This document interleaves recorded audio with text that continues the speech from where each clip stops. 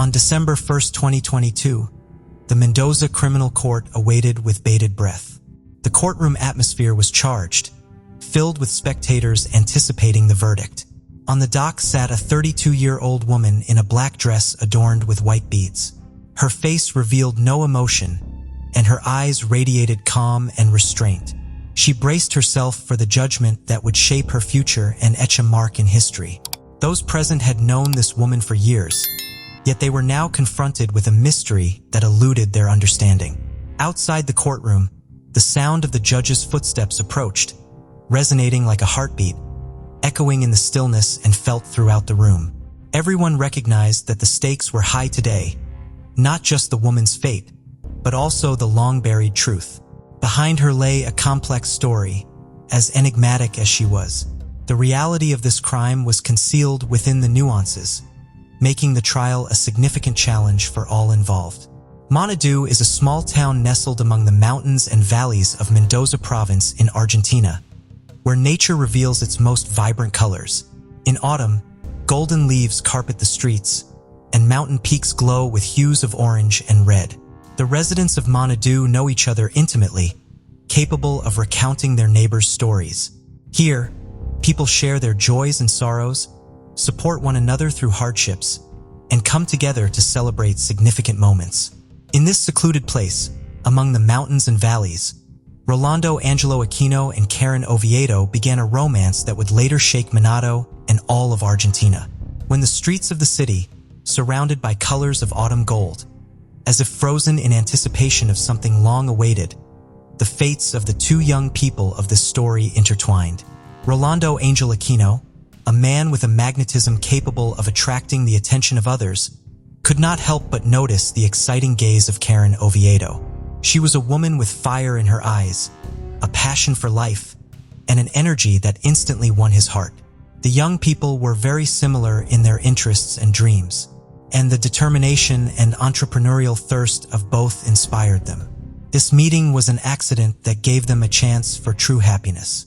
Finally, they found in this relationship what they had been looking for in others for so long. Before we dive in, don't forget to subscribe to our new channel, where we uncover captivating and chilling cold cases that will keep you on the edge of your seat.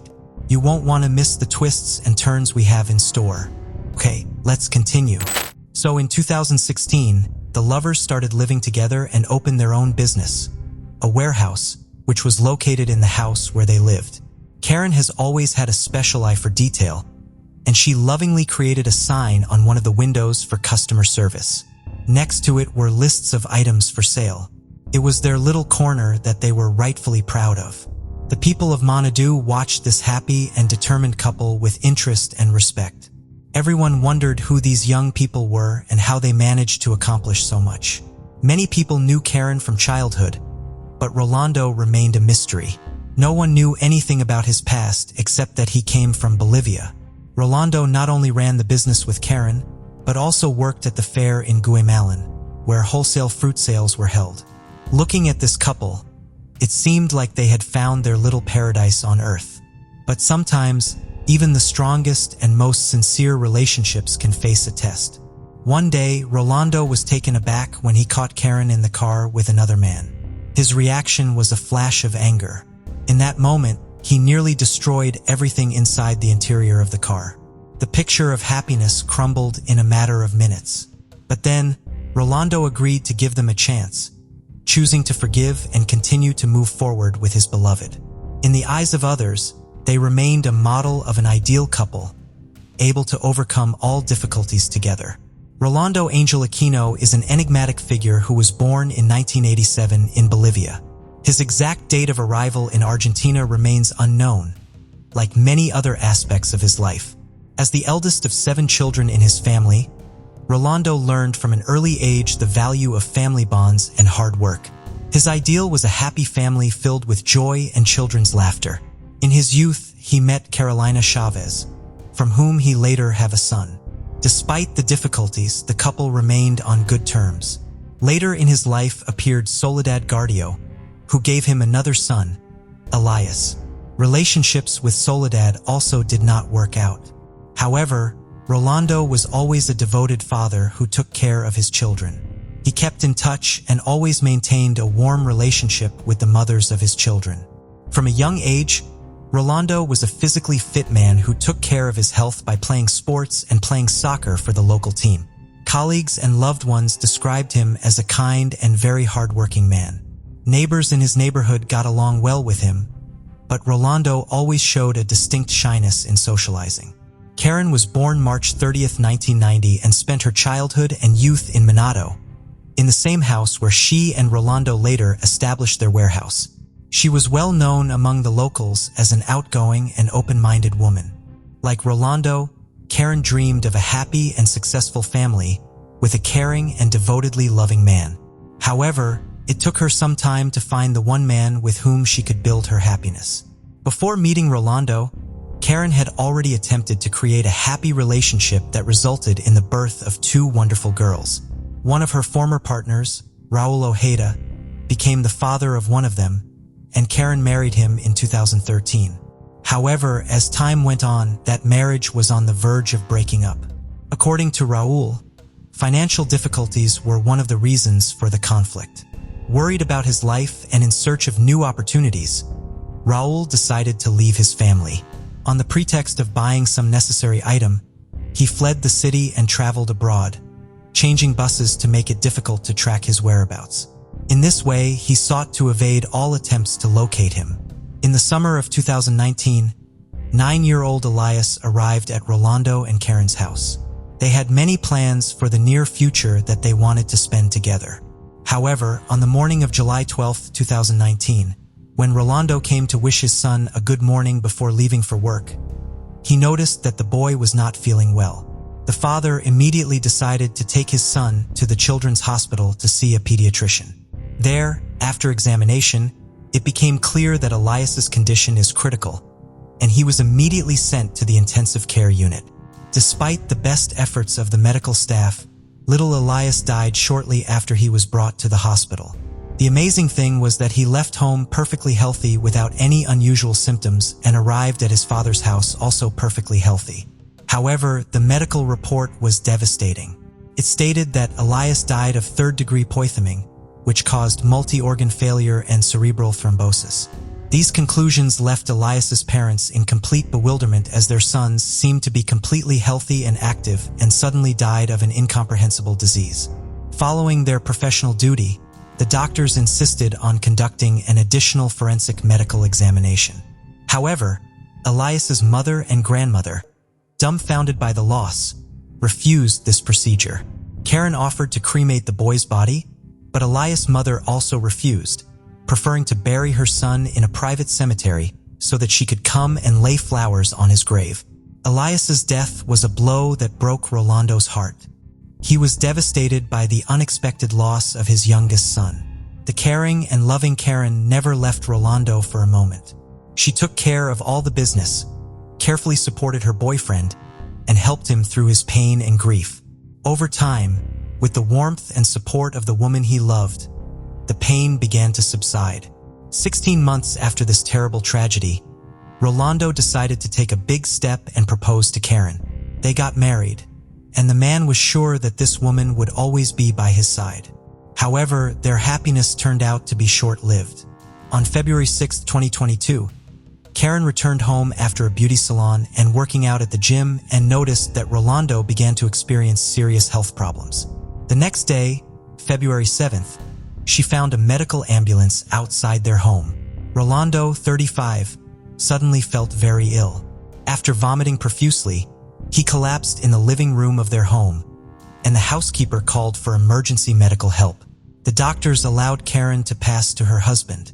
When Rolando was taken to the Santa Maria clinic, his condition was critical. Despite the efforts of the medical staff, the young man passed away on February 9th. The cause of his death was severe poisoning. Given that Rolando was a healthy man who was active in sports, the medical staff began to ask questions of his wife. Karen confirmed that Rolando was taking medication to remove dark spots on his skin. For specialists, this information was highly suspicious. Tests revealed a significant excess of calcium oxalate crystals in Rolando's system, which is a characteristic sign of poisoning by ethylene glycol, the main component of antifreeze for cars. The investigation into the strange and unexpected death of Rolando became a high priority for authorities. The prosecutor's office was actively investigating the neighborhood where the Aquino couple lived. Neighbors became important witnesses, reporting that Karen had repeatedly given her husband some unknown medication. They were aware that she used these medications to go to a party without her husband. However, neighbors also expressed doubts about what happened to Rolando's son, which led investigators to think and consider the theory that Karen may have only wanted to temporarily sedate her husband rather than take his life. However, the findings of the Technology Crimes Unit officers completely ruled out this hypothesis. Requests for various forensic examinations were sent, and Karen, the wife of the deceased, was thoroughly questioned. Many contradictions arose during the interrogation. The investigating officers called on Karen to name the substance she had slipped to her husband before his death. The woman claimed that it was just a skin blemish remedy and that she had administered it through and for. However, when she was asked to provide a vial of the solution, Karen said that the housekeeper had already thrown the drug away. A further interview was then conducted with the housekeeper, Claudia Cortez, who denied Karen's statement regarding the discarded vial. She also reported that she had overheard a conversation between the couple in which Rolando expressed dissatisfaction with the medication he was receiving. Karen was detained during the investigation, and her cell phone was seized. Rolando's family, friends, and teammates were shocked by the news of his death. For visitors to the Aquino couple's warehouse and other locals, it was also a shock. No one could understand what had happened or why the father of the family had bid farewell to the world so suddenly. Raul, Karen's ex-husband, was extremely surprised when rumors of a deliberate poisoning began to spread. He claimed that his ex-spouse was always affectionate and never violent towards him. After analyzing the suspect's phone, it was discovered that Karen had searched a search engine for information on the deadliest poisons and how to clear her search history. In addition, records of her 2 ethylene glycol orders from an online store were found. The Agency for Toxic Substances, as well as the U.S. Centers for Disease Control and Prevention, found that it is a synthetic substance that absorbs water and is used in the production of antifreeze. This product is odorless, has a sweet taste, and is extremely dangerous to humans. With the preliminary results of the forensic examination and all the information discovered, the prosecutor's office charged Karen with willfully poisoning Rolando with a poisonous substance diluted with orange juice. Consumption of this beverage caused Rolando's health to seriously deteriorate and he died. A series of strange and tragic events in the Aquino family forced the authorities to take drastic action. By mid-February, with enough evidence against Karen, an aggravated murder charge was filed.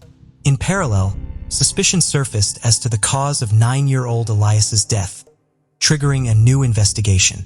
The prosecutor's office decided to conduct a detailed investigation into the boy's medical history. The mother claimed that Elias was fully healthy and active, and that he had suddenly gone into a coma while at his father's house, from which he never came out. The boy's death certificate indicated that the cause was a malfunction of his internal systems and cerebral thrombosis. However, investigators persistently doubted that Elias, at age 9, could have prosecutor's office requested information about possible purchases of ethylene glycol and received a response confirming that Karen purchased the poison on July 2, 2019, shortly before the boy arrived at the Aquino home. Information from Elias's relatives also confirmed that Karen insisted on cremating his body, but the birth mother rejected the idea and preferred to bury her son. The evidence gathered was enough for prosecutor Claudia Rios to file new aggravated murder charges against Karen on March 4th related to the poisoning of Elias. On March 14th, a judge ordered pretrial detention for the woman who tried to appeal, but the judge rejected it, affirming that she should remain behind bars until the trial began. That trial began 10 months later and was an important step in unraveling this complex and dark story. The long-awaited trial began in the Mendoza Criminal Court, attracting public immediate attention. November 28, 2022 was the beginning of the nationwide trial of Karen OVO. 2 indictments were pending. The first, led by prosecutor Fernando Guzzo, concerned the murder of Elias, and the second, involving Claudia Rios, touched on the murder of Rolando. When the trial began, Rolando's eldest son, Javier Aquino, who was only 15 years old, appeared as a plaintiff, supported by counsel. Prosecutor Guzzo argued that Karen killed first Elias. Karen's defense representatives sought to refute the charges against her. They argued that Rolando was violent and abusive to their client, and that there was no credible evidence to support the allegations. The defense also stressed that Karen had no motive for the murder. Why would she kill Elias? Obviously, little Elias could not have posed a threat. Karen's attorney pointed out that the house, cars, and business belonged only to her. He also argued that her client had not made any purchases through her phone, and why would she have searched the internet for information about poisons when she had already used ethylene glycol to poison Elias, as the prosecutor claimed. The lawyer emphasized that while the actions that led to the deaths of the right to indict a person until they are fully proven guilty. The defense attempted to sow doubt among the jury by arguing that the charges against Karen were false. And Karen claimed that the antifreeze purchase could have been made by her partner by hacking into her account. She also claimed she had an alibi for when her husband was poisoned. On February 6th, Karen was not at home when he began having health problems. The defendant, known to the media as the Guaymalan poisoner, was given the opportunity to speak after the initial phase of the trial was over. Judge Diego Liberty allowed her to speak, and Karen passionately argued that she was being accused of a horrific crime she did not commit. It was extremely painful for her to realize this, especially since she was the mother of 2 young daughters. The court hearing continued, and it was the turn of witness testimony that revealed new aspects of the case. The prosecution decided to address several questions to Karen. Prosecutor Guzzo, focusing on key points, asked her if Karen had suggested that her son Rolando be cremated. To this question, Karen responded emphatically that the decision on this matter was not up to her, and she had never made any such suggestion. The prosecution called as witnesses relatives of the deceased to reveal further details of what had happened. Soledad, Elias's mother, told the court that after her son's death, Rolando relayed to her Karen's words in which she suggested that Elias's body be cremated so that both families could keep the boy's ashes.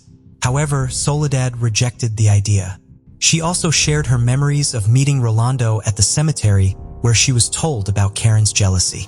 According to her, Karen even slept in a separate bed, that the relationship between Rolando and Karen was so tainted that the couple slept separately. Another witness was Carolina, the mother of Rolando's first child. She confirmed that according to her ex-husband, the couple slept separately, but Carolina herself had not had any interaction with Karen prior to the incident. However, on the morning of February 8th, Karen herself called her to inform her that Rolando was sick and in the hospital. Karen told Carolina that her husband had probably taken some medication and was feeling ill. She also asked Carolina to help her unlock her husband's cell phone, claiming that she had suspicions that he was seeing another woman. Carolina was shocked to learn of Rolando's condition, as they had seen each other just a few days ago and he seemed perfectly healthy. She revealed that when she arrived at the hospital, Karen was already there and had gone to see the doctors. Caroline wasn't allowed inside, so she was left waiting. Later, as she was leaving the hospital, Karen told her that no one else was there and everyone had left. This made Caroline very suspicious, and she demanded an explanation from the doctors, to which the doctor announced that the patient had lost consciousness and was not responding to treatment. Caroline then went to the hospital secretary and complained. After talking to Karen, Carolina learned that Rolando had taken medication for skin blemishes, after which he had had an allergic reaction. She claimed that the medication bottle no longer existed because the housekeeper had thrown it away. All these details added to the mystery of this complex case. The trial continued, and now doctors and experts stood before the jury to present forensic evidence and the results of a psychological examination. This evidence threw light on details that had gone unnoticed earlier. Dr. Ivana Marinelli, a pediatrician at the hospital, described how she cared for Elias in July 2019 when the boy was hospitalized. She described that Elias was brought to the medical facility and Elias was given a course of intensive care. The doctor also Elias was given a course of intensive care. The doctor also confirmed that the symptoms that Elias had were consistent with ethylene glycol poisoning. This included impaired consciousness, restlessness, and a subsequent coma accompanied by a blood clotting disorder. Despite the best efforts of medical personnel, the boy's condition worsened, and after 5 p.m. on July 12th, cardiac and respiratory arrest ensued. Doctors tried to resuscitate Elias for 50 minutes with the participation of father, but all efforts were futile. He was pronounced dead at 6 p.m. The jury also read the results of Karen's psychological examination conducted at the request of the prosecution. In their findings, the experts emphasized that Karen had lied and concealed the truth. She was presented as a person seeking to create an image of a decent person, but in reality, she was characterized as cold and cruel. In their conclusions, the experts also noted that a psychological examination was conducted immediately after Karen's husband's death, but did not reveal any emotional effects related to the loss of her spouse. This raised doubts about Karen's sincerity and characterized her as a cold-blooded and self-focused woman. The examiners found evidence of latent hostility and impulsive behavioral reactions in Karen. Finally, Prosecutor Guzzo expressed doubt that Karen was a victim of gender-based violence as she portrayed herself in her testimony. All of this information described the true psychological profile of the defendant. The long weeks of tense waiting and continuous court hearings came to a close. The trial brought many people together in the courtroom, their eyes fixed tensely on the jury and the judge, awaiting the decision that would bring justice to this complex and tragic story. The prosecutor, in moving for a judgment of conviction against Karen, assured the jury that all the evidence gathered strongly suggested that she was the one who planned and committed both murders. She purchased ethylene glycol in cold blood, disposed of the packaging, and disguised it as regular juice. Karen watched her loved ones die without providing help in their moment of suffering.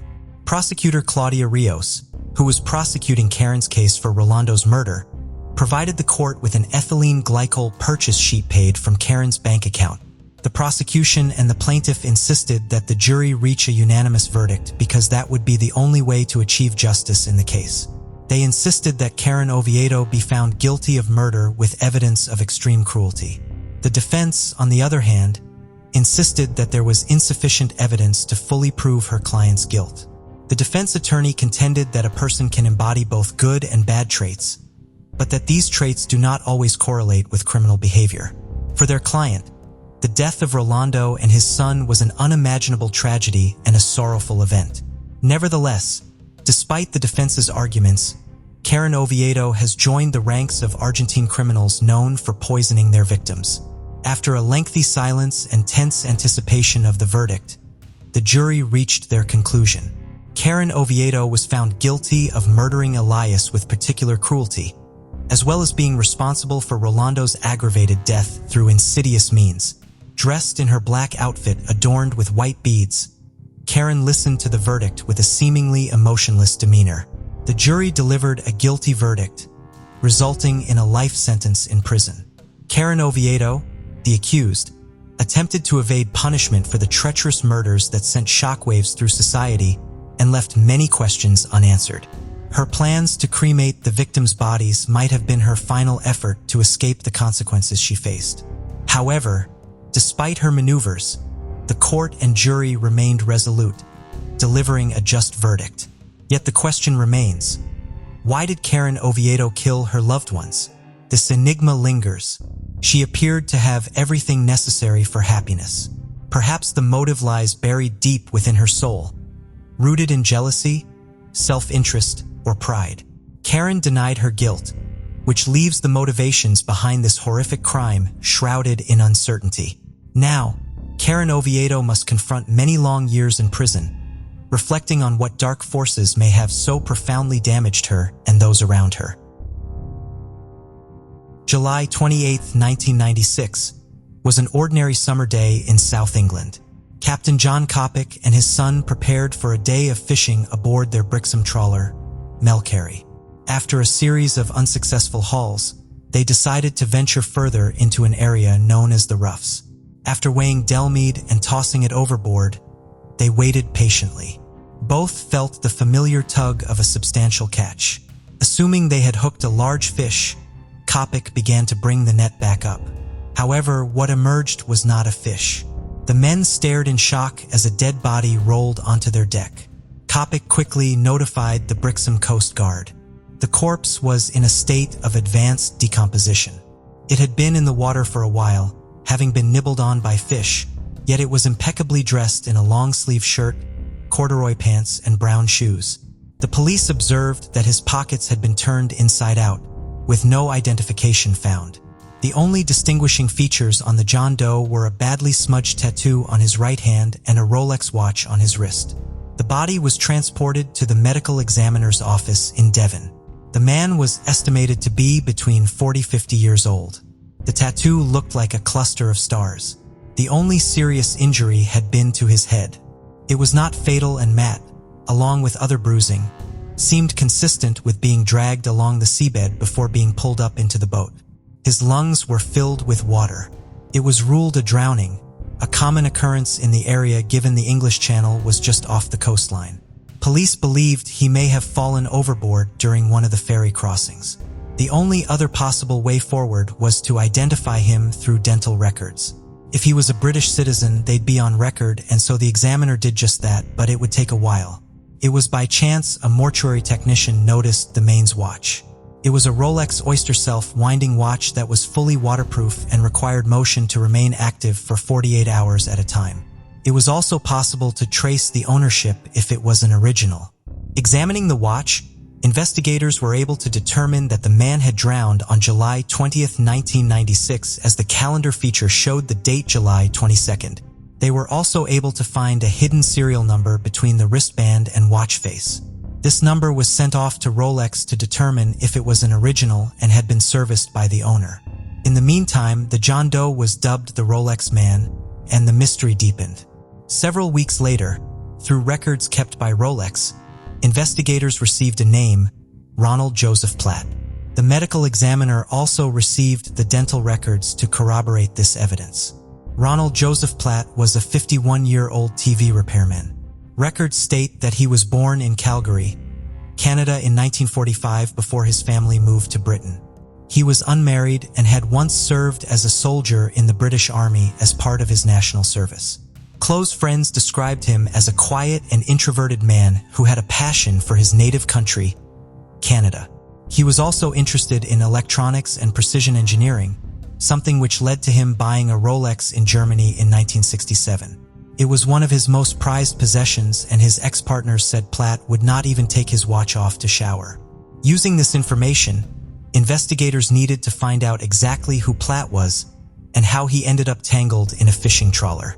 Detective Constable Ian Clenaghan of the Devon and Cornwall Police was assigned to the case from the initial discovery. Police were able to discover that Platt's last known address was in Essex, 100 miles from where his body was found. Clenaghan made contact with the Essex Police Department. Detective Sergeant Peter Redmond offered to visit the address to help with the case. When Redmond visited the property, it was vacant. Redmond contacted the landlord to explain that the owner had moved some time ago, but provided the detective with a reference letter. The letter contained the forwarding address and contact number of one David Davis. Cullen the number provided, Redmond was able to reach out to Davis. The detective inquired about Cladd and Davis's relationship before explaining that the body they discovered in Devon was possibly that of his friend. Davis agreed to pay the Essex police a visit. Redmond met with Davis and found him to be an amiable person who seemed quite confident. However, he was quiet and did not ask many questions about Platt's death or discovery. When prompted, Davis explained that he and Platt had been friends for several years. Davis told Redmond that he hadn't seen Platt in over 3 months. The last time they'd met, he'd loaned him money to start an electrical business in France. As far as Davis knew, Platt had been living in France all this time. During the interview, Redmond learned that the tattoo on Platt's hand was in fact a maple leaf, the national symbol of Canada. Davis explained Platt's love for the country. Having given all the information he could, Davis left the station promising to send Detective Redmond a photo of Platt. Days later, Redmond received the photo as promised. Police in Essex were able to wrap up the investigation on their end, landing on the theory that Platt fell overboard and drowned along the channel. This fit the story told by Davis. It was just an unfortunate accident. As the Essex case wrapped up, Clenaghan needed to tie up the loose end on his side. He tried contacting Davis several times, but was unsuccessful. He turned to his colleague Redmond in Essex to help make contact with Davis. Agreeing to this, Redmond paid Davis a visit at his home in Woodham Walter. It was a rural part of Essex with only 4 houses. These houses were not numbered traditionally, but rather each had a name. He knocked on the first door and an elderly couple answered. When they asked Redmond who he was looking for, he gave them the name David Davis. The couple then informed him their neighbor was not Davis, but Ron Platt. They went on to describe Platt to Redmond, and he realized that they were talking about the same man he had met with previously. Redmond knew something was wrong here. He contacted Clenaghan back in Devon and explained how by sheer chance he'd just unmasked another chapter to the story. Detectives from both counties now knew there was more to the story than met the eye. Redmond started focusing on gathering information about the man who was posing as his dead friend. He revisited the elderly couple he came to know as Frank and Aubrey. They told him the tale of Ron Platt and his rather young wife and 2 little children. They also mentioned that Platt and his family had often vacationed in Devon as they had a yacht down there. The name, though, escaped them. In Devon, Clenaghan too started re-examining the evidence and began by questioning old witnesses. His first stop was John Coppock. When questioned, Coppock told him that the neck dragged up a 10-pound anchor along with Platt's body. Coppock gave the anchor to a friend who then gave it to his mother to sell. Fortunately, the anchor remained unsold and investigators were able to retrieve and bag the anchor as evidence. For Clenaghan, the next stop was interviewing those who knew Platt. He contacted Platt's brother, Brian, who told them about Elaine Boyes. Boyes was Platt's ex-partner. They'd been together for 13 years. Investigators paid Boyes a visit and discovered the connection between Platt and Davis. Boyes met Davis in 1991 while working as at a fine arts auctioneer in Harrogate, England. She remembered Davis being tall, engaging, and charming. They spoke about Davis moving to Yorkshire and the topic veered toward employment. Davis wanted Boyes to work for his company. She explained that it wouldn't be for long as she and Todd were planning on relocating to Canada. Charming his way in, Davis told Boyes that he could help her and Platt save up to make the move to Canada. It was not long before Boyes began working as executive assistant for Davis. She then introduced Platt to Davis, and the 2 men developed a fast friendship. The couple were mesmerized by Davis's grandiose stories and admired his lavish lifestyle. Davis made them an offer to be directors of his company, the Cavendish Corporation. Initially, Boyes was hesitant about the offer.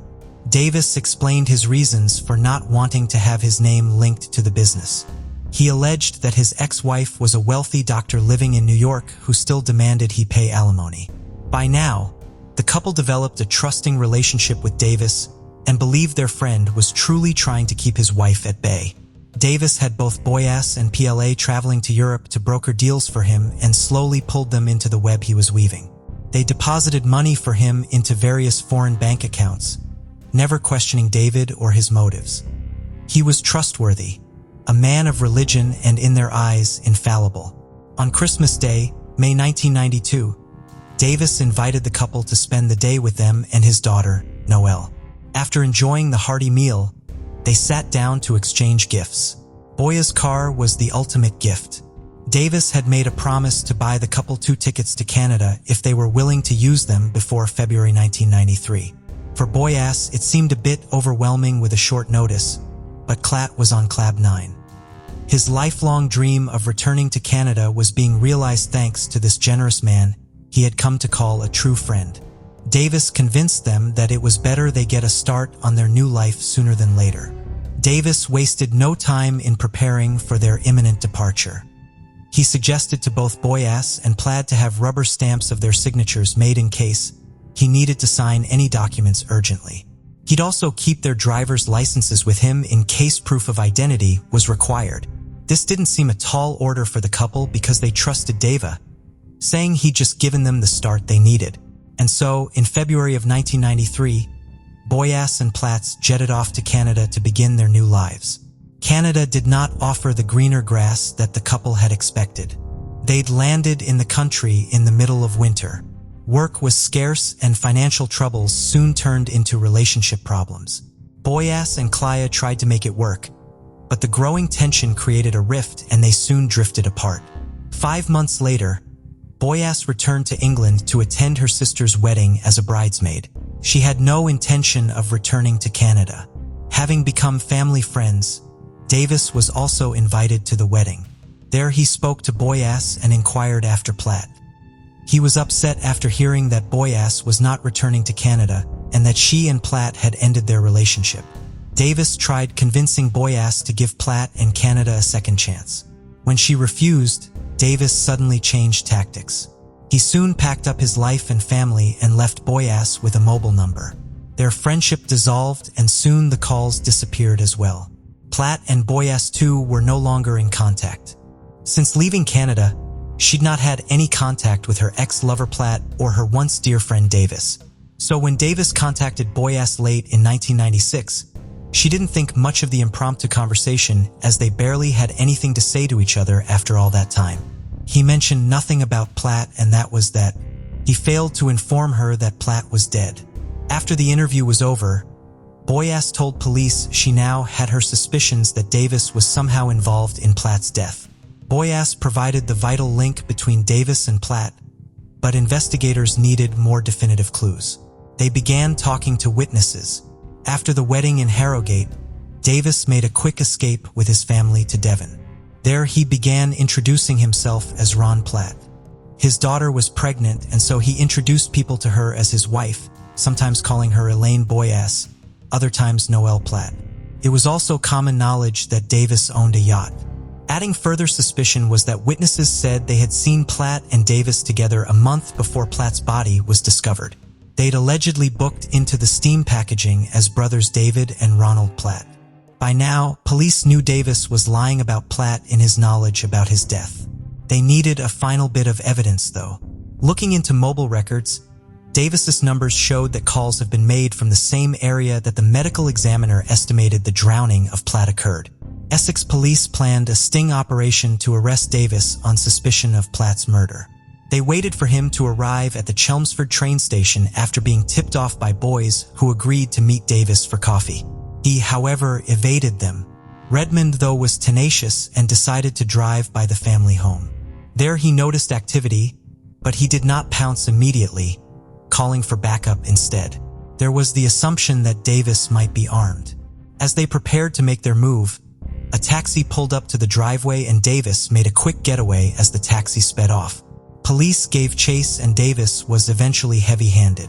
With a gun trained on him, Davis surrendered without incident. Little did police know, this was only the tip of the iceberg. Davis was arrested and his fingerprints taken. Running them through an international database revealed another twist to an already thickening plot. The prints came back belonging to a man named Albert Johnson Walker. He was ranked number 4 on Interpol's wanted list and was Canada's most wanted fugitive. Walker's story begins in Canada 6 years before Platt's body was discovered in the Atlantic Ocean. Born in Hamilton, Ontario on August 9, 1945, Walker always dreamed big. He was a high school dropout with a larger-than-life presence. He worked as a bank teller and spent much of his free time socializing in Ontario. It was during a social event he met his ex-wife Barbara MacDonald. After a whirlwind romance spanning all of 4 days, he proposed to her and they married in 1968. They started a family early, having 3 girls and 4 boys. They raised the family in Paris, Ontario. After years of helping other people with financial solutions, Walker started a freelance bookkeeping business with Barbara. Business thrived, and within 10 years he was operating 6 branches, employing over 30 people. Friends eagerly invested with him. All the while, he was siphoning their money into offshore accounts in both the Cayman Islands and Switzerland. Soon, the cracks started to appear. His marriage broke down following his numerous affairs. The people he was stealing from started asking questions. And in 1990, Walker decided it was time to leave before it all blew up. Telling friends he was taking their then 15-year-old daughter Sheena for a skiing trip to Europe, he made his escape. Barbara realized what was going on and, fearing for her daughter's safety, declared her a missing person. Police were on his trail, but it abruptly ended in London. He adopted a new identity stolen from a client. He was now going by David Wallace Davis, and Sheena became Noel. Although he evaded authorities, the name David Davis still linked him back to his true identity. He needed to find a new identity, and the opportunity presented himself when he met Ronald Platt. Platt kept a very small circle of friends and was obsessed with living in Canada. Walker used this knowledge to his advantage. The wheels were in motion, and Walker finally had the identity he needed. But plans fell through when Platt contacted Walker in 1995. Life in Canada was not the dream he foresaw. He informed Walker that he was moving back to Essex to settle near Davis. The solid foundation Walker was curating started to, again, crack at the edges. Having two Ronald Platts in the same area with the same birth details was not going to work well for Walker, so he hatched a plan. Walker had purchased a yacht and named her Lady Jane. He'd taken his family and Plaid down to Tuckneys in Devon to celebrate the launch of the vessel. While there, the men purchased a new 10-pound anchor, which ironically became vital evidence in the investigation. After returning to Essex, Walker invited Plaid for another weekend down in Devon.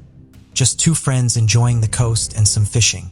Walker sailed the Lady Chang out into open water, a safe distance from any onlookers on shore. He then hipped Thad over the head with the anchor, knocking him unconscious. Walker rummaged through his pockets to remove any antification before securing the anchor to his belt and tossing them over to a watery grave. It was the perfect murder, except Walker made one crucial mistake. He forgot to remove the Rolex that unraveled a finally executed plot to escape justice. Walker's trial began in 1998. Evidence presented to the court included the anchor that was discovered in the napped with Platt's body. Forensic experts were able to determine that the entry on Platt's head was consistent with the shape of the anchor. There were also traces of zinc found on the belt of the pants that were consistent with the sink on the anchor. Walker weight fucked down by securing it to his belt. A search of Lady Jane yielded more physical evidence. Hairs much of Platt were found on a cushion beyond. Platt's fingerprint was found on the carrier bag that used to carry the anchor back to Lady Jane. Blood was found near the rails. At his home, Walker's habit of courting did amend as documents where coffers gave Iving used to prove his Pogie's business enterprises and trail of deception. It was, however, the testimonies of both Boyers and Sheena that were to be the final nails in his coffin. Boyers' testimony provided the court with evidence that Walker had much to lose if Ron Platt returned to England. Sheena, however, delivered the final blow. She was unable to provide a solid alibi for Walker on the weekend of the murder. She also confirmed he had been out on the yacht and looked disheveled and agitated when he returned late on the day of the murder. Sheena's testimony opened an entirely new chapter of the saga. She told the court of her life living in fear with her father, his ability to charm, and how she felt as much of a victim as anyone else who crossed his path. When Walker took the stand, he presented a very charming persona to the court.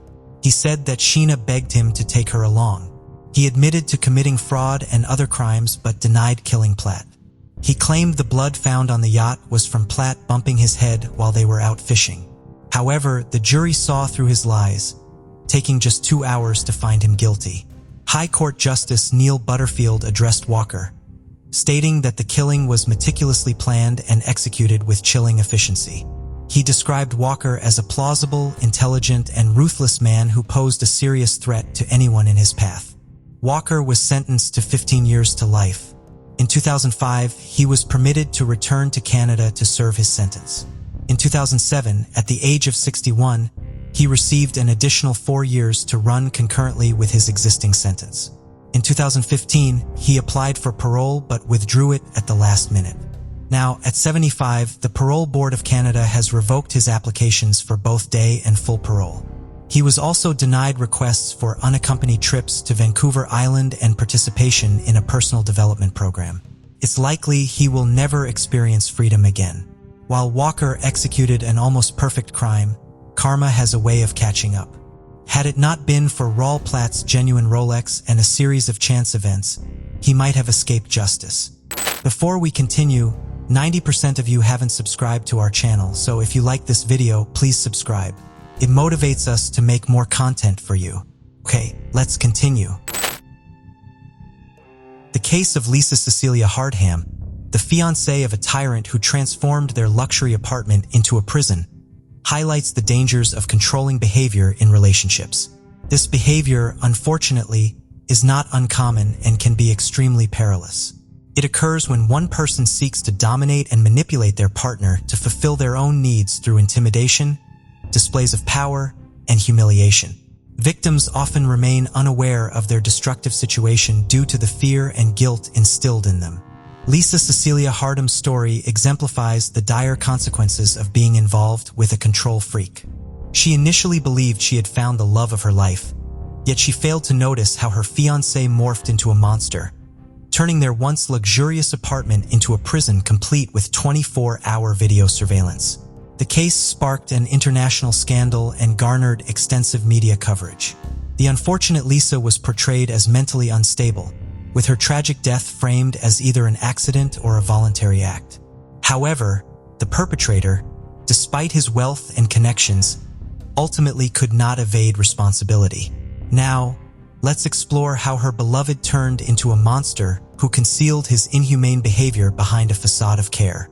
Lisa Cecilia Hardham was born on June 12, 1981, in the suburbs of Toronto, Canada, as the second child in her family. She grew up alongside her older brother Jason, with whom she shared a close bond.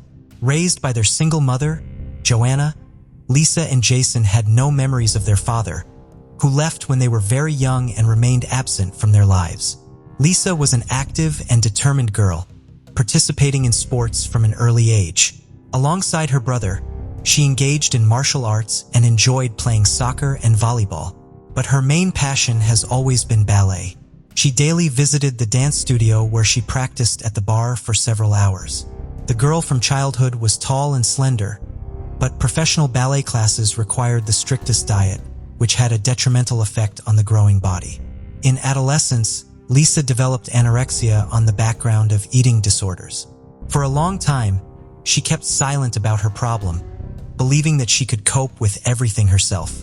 But when her weight approached critically low values, her mother sounded the alarm and put her daughter in the clinic where Lisa needed to spend several months to restore health and weight gain. After graduating from school, the girl continued dancing classes and also decided to connect her life with the beauty industry. In parallel with her university studies, she got a job as a perfumer in one of the stores of a large cosmetics chain. And in her spare time, she studied the subtleties of makeup and hairdressing, moving to Australia. In 2005, having celebrated her 24th birthday, Lisa decided to make drastic changes in her life. She wanted to go to the other side of the world, several reasons for that. Firstly, she wanted to live in a warmer and milder climate. And secondly, Lisa wanted to see the world. She took a one-year work visa and traveled to another continent.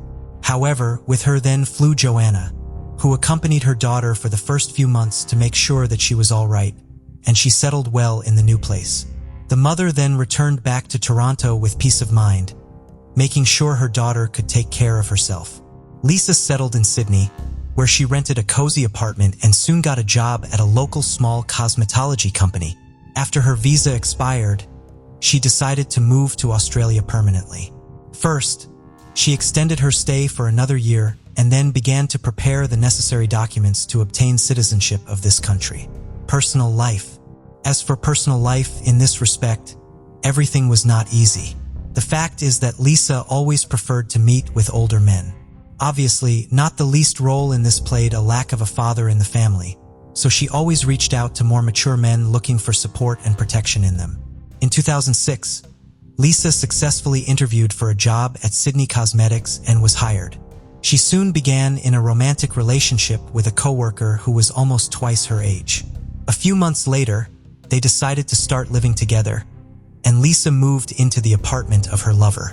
And after a couple more months, the girl introduced her boyfriend to her mom and brother, and they approved her choice. The couple traveled a lot around the world, rested in the Seychelles Janeiro. The man even made Lisa a marriage proposal, which she gladly accepted. But about a year after the engagement, the lovers broke up. Lisa did not go into detail about the reasons for this decision, but hinted that too great a difference in age, however, played in this not the least role. In 2010, Lisa graduated from the Sydney College of Stylists and got a job as a hairdresser in a popular beauty salon, where she quickly won the respect of colleagues and the trust of customers. At the same time, a new boyfriend appeared in her life, but their romance did not last long because Lisa found out that he was married. Destroy someone else's family she was not going to, so she quickly broke off the relationship. But shortly before that, at one of the parties, this guy introduced her friend, a businessman named Simon Gittany. This acquaintance turned out to be fatal for Lisa. Who is Simon Gittany? Simon was born in Maryland in December 1973 in a very religious large family of immigrants from Lebanon. He had 5 other siblings, whom his parents raised in strictness and obedience. However, Simon from a young age had problems with controlling emotions and outbursts of anger, and he was also possessive, did not tolerate rejection, and often gave the will of his fists. All this eventually led to serious problems with the law. The first time Gittany was behind bars was at the age of 18 when he came to his ex-girlfriend in the store where she worked and began to openly molest her. The store owner interceded for the girl and threw the impudent man out the door, but Simon returned with friends who grabbed the store owner and held him, while Simon beat him severely. That time, the guy only served a few months and was released on bail for good behavior afterwards. But 3 years later, he was arrested again, this time on theft charges. However, Simon resisted violently, threw himself into a fight, and bit off one of the policeman's earlobe. He was threatened with a serious prison sentence for this prank, but the pastor of the Lebanese Christian church, of which his entire family was members, interceded. As a result, the young man spent only a year and a half in prison.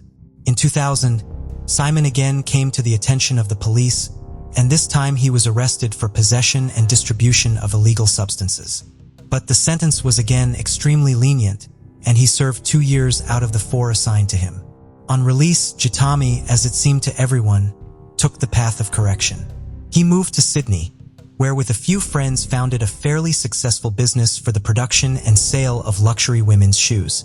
This business brought a stable high income, so Simon quickly became rich, acquired luxury real estate in a prestigious neighborhood, a premium class car, and carefully tried to hide from everyone his rich criminal past, from his roommates to his lovers.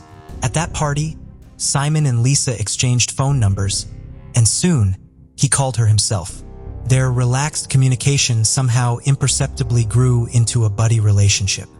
And when in January 2010, Lisa complained that she was unhappy with her current living conditions and would like to rent an apartment in another neighborhood, Gittany kindly offered her to live for free in one of the rooms of his luxurious apartment while she was looking for a suitable place to rent.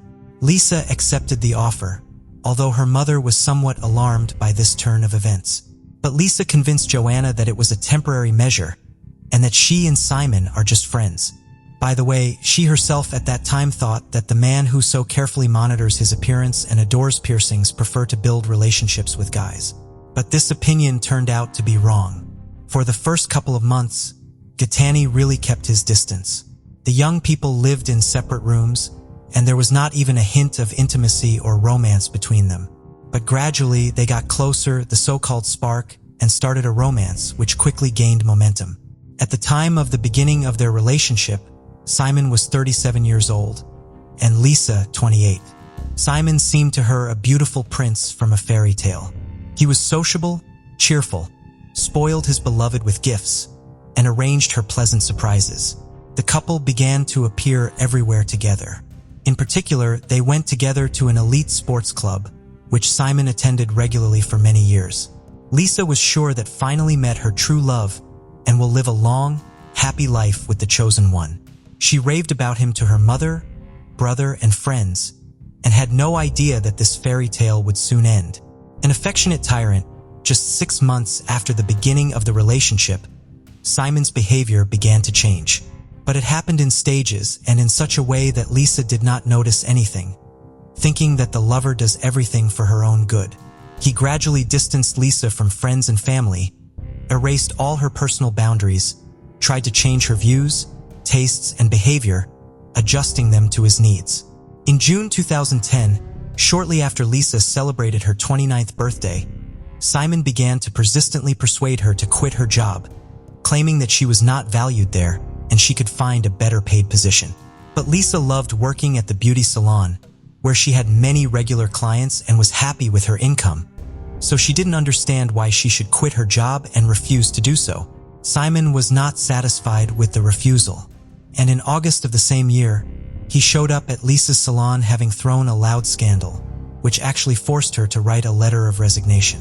Lisa Hardham was shocked by his behavior, but Gittany assured that it would be better, and in general, she can no longer work because his income will allow them both to live comfortably, nothing to deny themselves.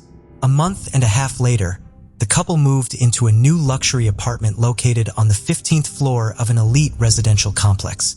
As it later turned out, the room was literally stuffed with hidden surveillance cameras, of which Lisa, of course, did not even guess. Simon gave his beloved an expensive smartphone and laptop, pre-installed on them spyware that allowed him to track all her messages, emails, as well as listen to calls and see all of Lisa's movements. In addition, Simon gained access to her social media accounts and began to discreetly clean lists of friends, delete posts and photos at his discretion, as well as read personal correspondence. Total control. Gittany's control over Lisa increased day by day, but as an experienced manipulator, he made it look as if his girlfriend wanted to do as he told her. Gittany had invaded literally every aspect of her life, leaving no hint of privacy. He forbade Lisa to use cosmetics, claiming that she does too bright makeup, which makes her look vulgar. He also bought her clothes and unsightly clothes in gray and black colors, and all her outfits simply threw away, arguing that they were too revealing and men would stare at her. From the apartment, Lisa went out only accompanied by her lover. They visited together only those places that he himself chose. Simon even forbade her to visit the gym. Instead, he bought several expensive exercise machines, saying that now she could train at home. Lisa's social media friend lists were dwindling by the day, and eventually, Gittany convinced her to delete the accounts. Lisa also had no friends left in real life, and all her contacts and calls were closely monitored. Simon only allowed her to communicate with her mother and brother. Last trip home. In December 2010, Lisa decided to fly to Canada to celebrate Christmas with her family. Simon was going to fly with her, but at the last moment his plans were disrupted because of urgent business matters. He didn't plan to let his friend go alone, but she literally begged him, because she hadn't seen her mom and brother for over a year. In the end, he agreed but set strict conditions and rules which she had to strictly follow. Jason and Joanna were shocked at the changes that had happened to Lisa over the past year. She was nothing like the bright and cheerful beauty she had been before. She had literally become her own shadow.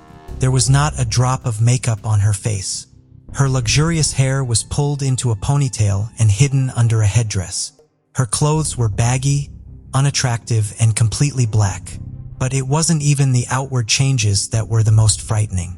Lisa flinched every time the phone rang and instantly grabbed the receiver. It was one of Simon's conditions.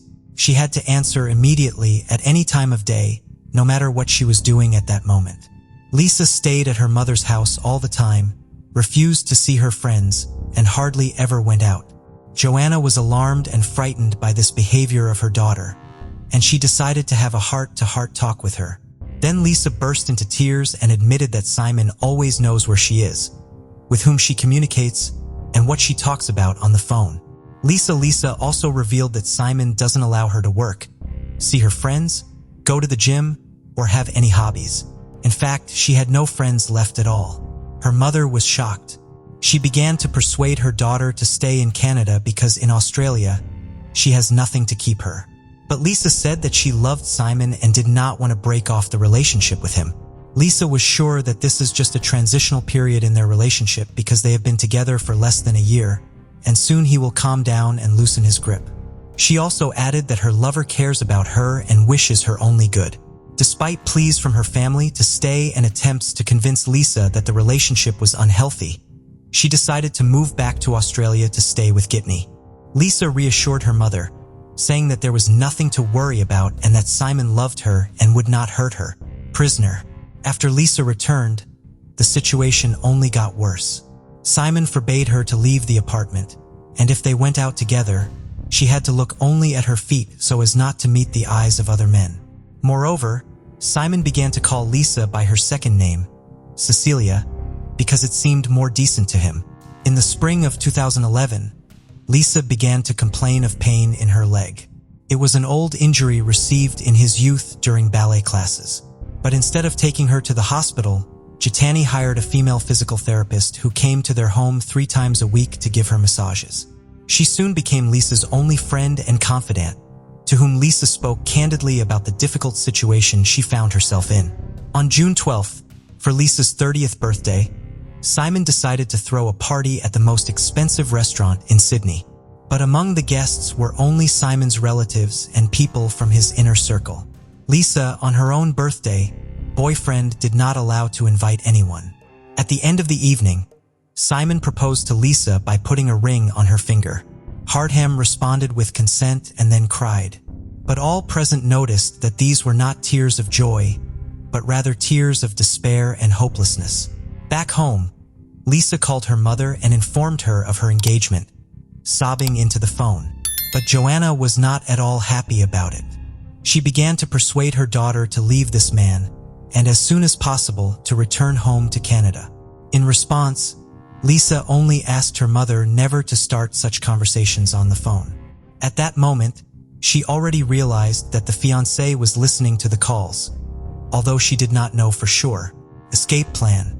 For a while, Lisa tried to distract herself with thoughts of the upcoming wedding and began planning the festivities. When she decided to consult with Simon about something related to the event, he rudely cut her off and told her that he would choose the place, buy her address, and make the guest list. Lisa was utterly crushed, for she had no say even here. During another visit to the physiotherapist, Lisa admitted that she couldn't go on like this, but she couldn't leave because her fiancé wouldn't let her go. Together, they developed a plan according to which Lisa, at each visit of the masseuse, gave her some of her belongings for safekeeping, but did everything so that Simon did not notice anything. On July 28th, Simon left his laptop at home in a hurry, which he usually carried with him everywhere. Lisa took advantage of this and looked into it, and her worst fears were realized. There she found a spyware program with the help of which the fiancé received all the data from her phone, as well as numerous recordings of her conversations with her mother. But the most horrifying discovery was the surveillance footage from the security cameras located in every room of their apartment. That same day, Lisa, using her physical therapist's phone, called her mother and asked her to come on the next flight to her apartment and take her home. However, Joanna could not leave work so quickly. She needed time to ask for an excuse to switch shifts with one of her colleagues. Afterwards, the woman could never forgive herself for this delay. Back home, Simon immediately realized that his fiancée had taken his laptop and seen the spyware. Lisa cried, trying to figure out why she deserved to be treated that way. But Simon only pointed out that he'd done it for her own good. Accident or murder? The next day, July 29th, a serious conversation took place between the young people, the recording of which was later presented in court. Lisa was in tears and asked to go home, but Gittany calmly and confidently said that this would never happen, asked Lisa to calm down, and claimed that she had mental problems. On the morning of July 30th, 2011, Lisa got up early, got fully dressed, and put her documents and essentials in her purse. She locked herself in the bathroom and called her mother one last time, telling her that if anything happened to her, it would be Simon's fault. Apparently, Lisa wanted to leave the apartment unnoticed while her fiancé slept, but she failed. What happened next can only be guessed. According to neighbors, they heard a scream in the hallway, but did not have time to react because all abruptly hushed. And exactly a minute later, a young woman fell from the balcony of the 15th floor, crashing to her death. Several passers-by on the street also heard the scream and saw a body falling from a height, but did not have time to realize what was happening. According to a guy who was his dog that morning and was closest to the scene, he heard a noise and looked up. The eyewitness saw a man holding something large, which he then threw down. When passers-by came to the place of the fall, they saw a young woman lying on the ground. But all attempts to help her were in vain, as she died instantly, having received extensive injuries. 3 minutes later, Gittany, dressed in his pajamas, ran out into the street. He was crying, saying he didn't know how he was going to live his life, and claiming that he hadn't caught his fiancée in time. At first glance, it looked like an accident, but Simon himself was quick to claim that his fiancée had voluntarily passed away. A note in his pocket and a frightening video. Strange things began as soon as the body was taken to the morgue and examined. In different pockets were found fragments of a note torn into small pieces with the text, "There are cameras everywhere in the apartment." Probably Lisa was afraid that Simon might find the message, so she turned the note into a kind of garbage and scattered it in different pockets. A check showed that there were indeed a lot of cameras in the apartment, but the hard disk with recordings could not be found, and Simon claimed that there was no video recording at all. A surveillance camera in the communal hallway, on the other hand, captured something frightening. The short clip shows Lisa running out of the apartment and calling for help, but her fiancé grabs her from behind, covers her mouth, and drags her back in. This happened a minute before she fell off the balcony, and it was this scream that the neighbors heard. And Gittany's laptop was found to contain a recording of a conversation he and Lisa had the night before the tragedy, as well as spyware that Simon used to spy on his fiancée. According to Simon, he and Lisa had an argument that morning and she became hysterical. She ran out into the hallway screaming, but he brought her back because he didn't want to put on a show for the neighbors. In the apartment, he picked up the phone to call her mother, but Lisa ran out to the balcony at that moment and threw herself down, and he ran after her but did not catch her in time. He claimed that she had threatened to take her own life before, but he didn't take her words seriously. But Gittany attributed the spy program to his concern for his fiancée's safety. Trial and sentencing.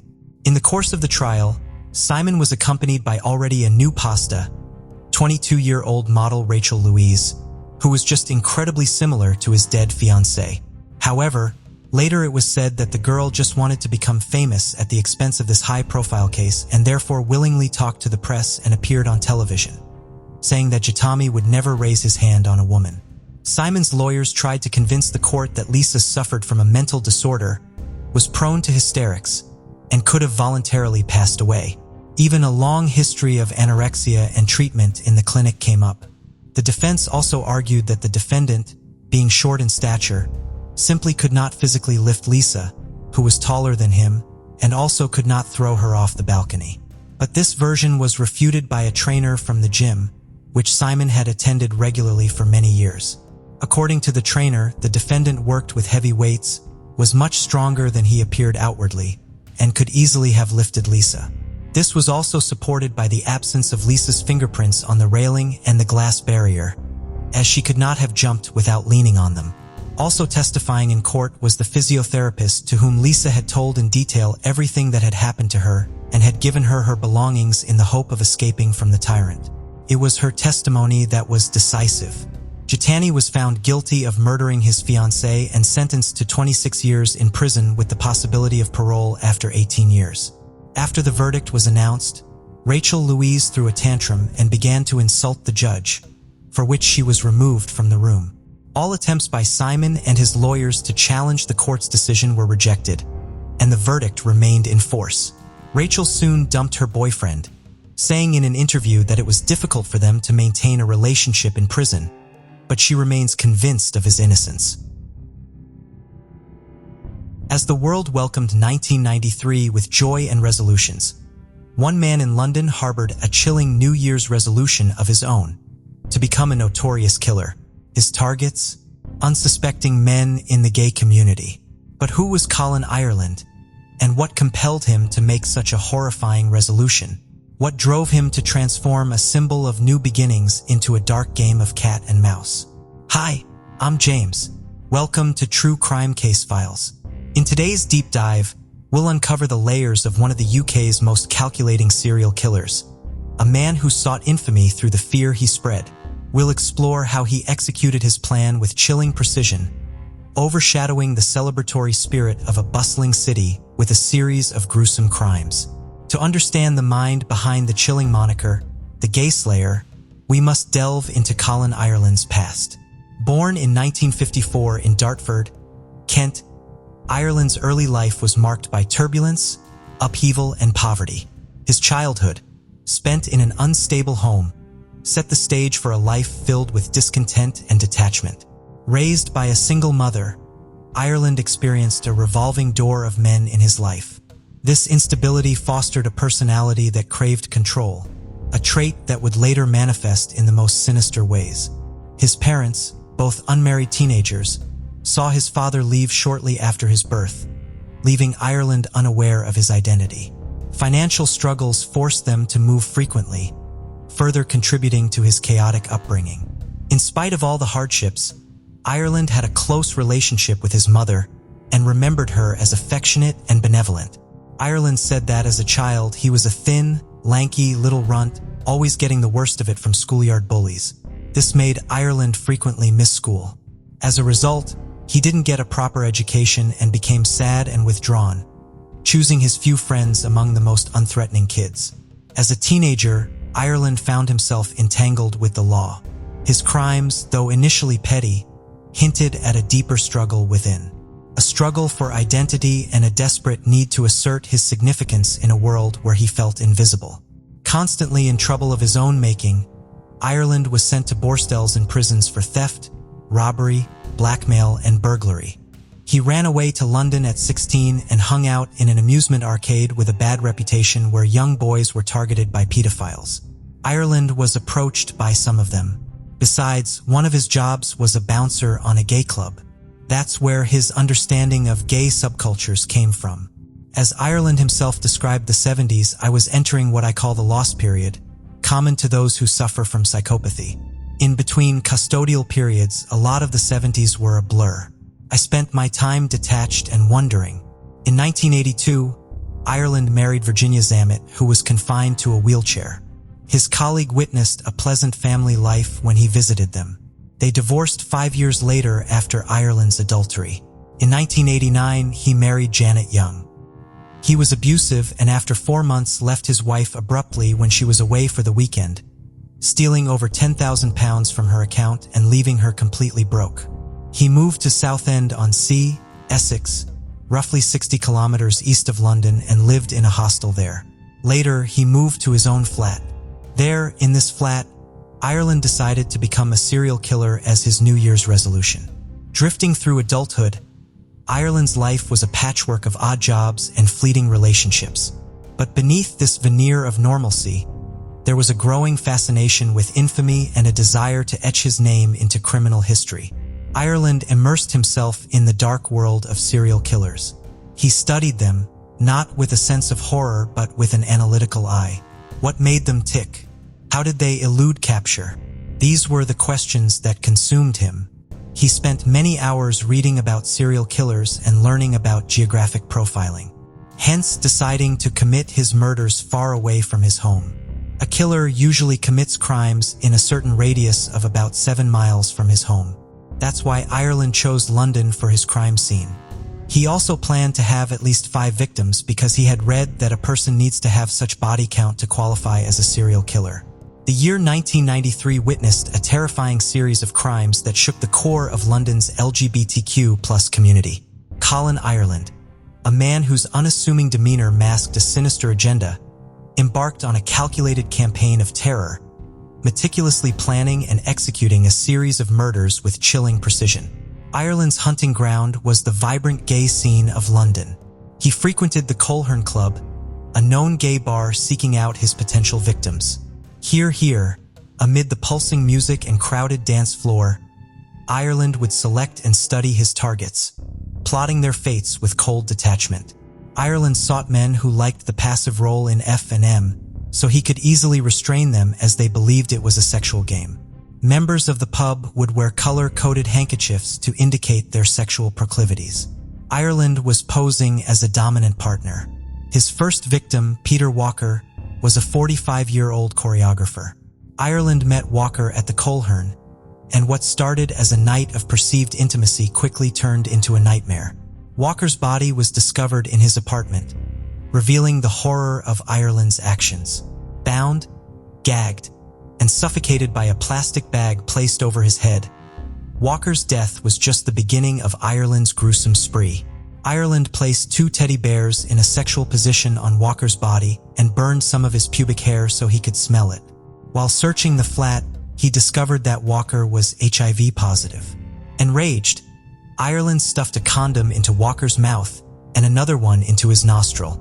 Each crime scene told a story of meticulous planning and ruthless execution. He carried a murder kit, a rope, handcuffs, and a change of clothing. Ireland left little evidence behind, confounding the police and instilling a growing sense of fear within the community. He was methodical, ensuring each scene was thoroughly cleaned, removing any traces that could lead back to him. He also stayed in the flat till morning to avoid suspicion from leaving in the middle of the night.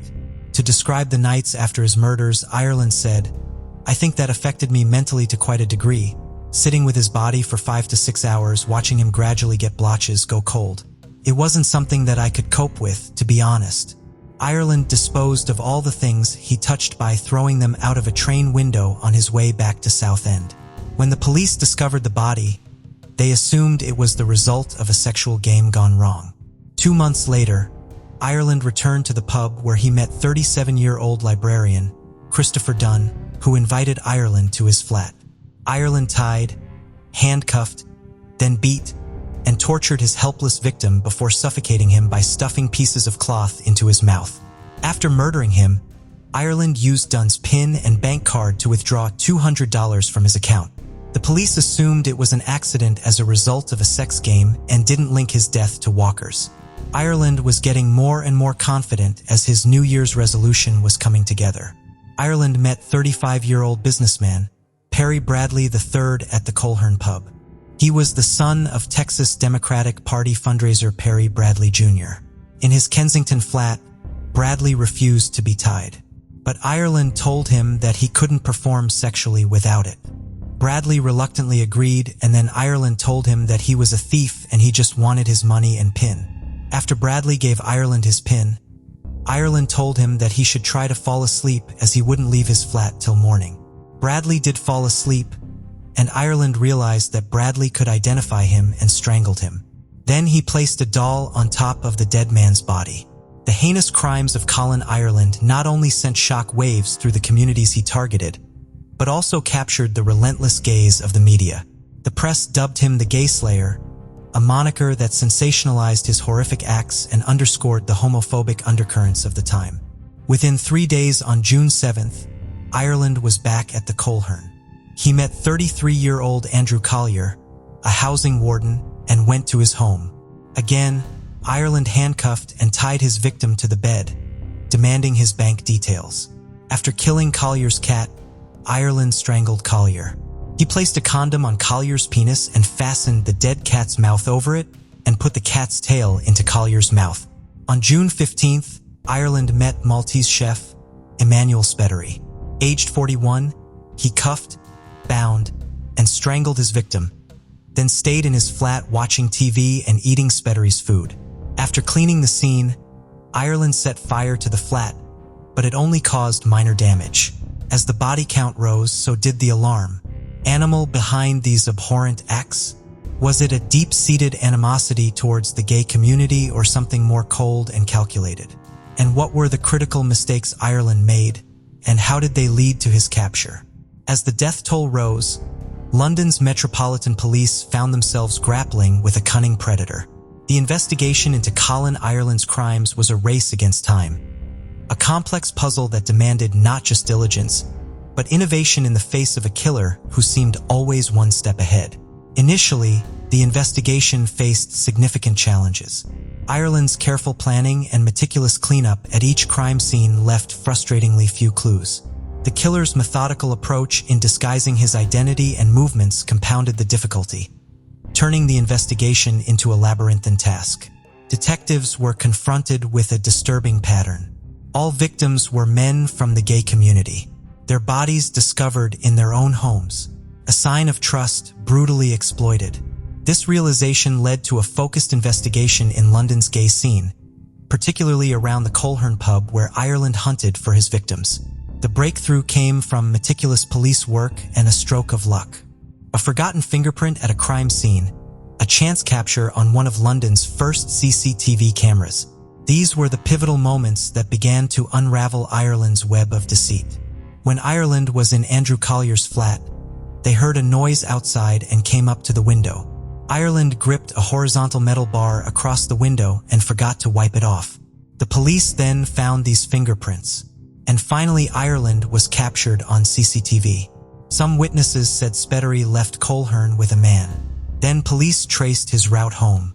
His train journey went through Charing Cross Station, fitted with one of London's first CCTV cameras. Each piece of evidence was a precious key, unlocking parts of a puzzle that Ireland thought he had so carefully hidden.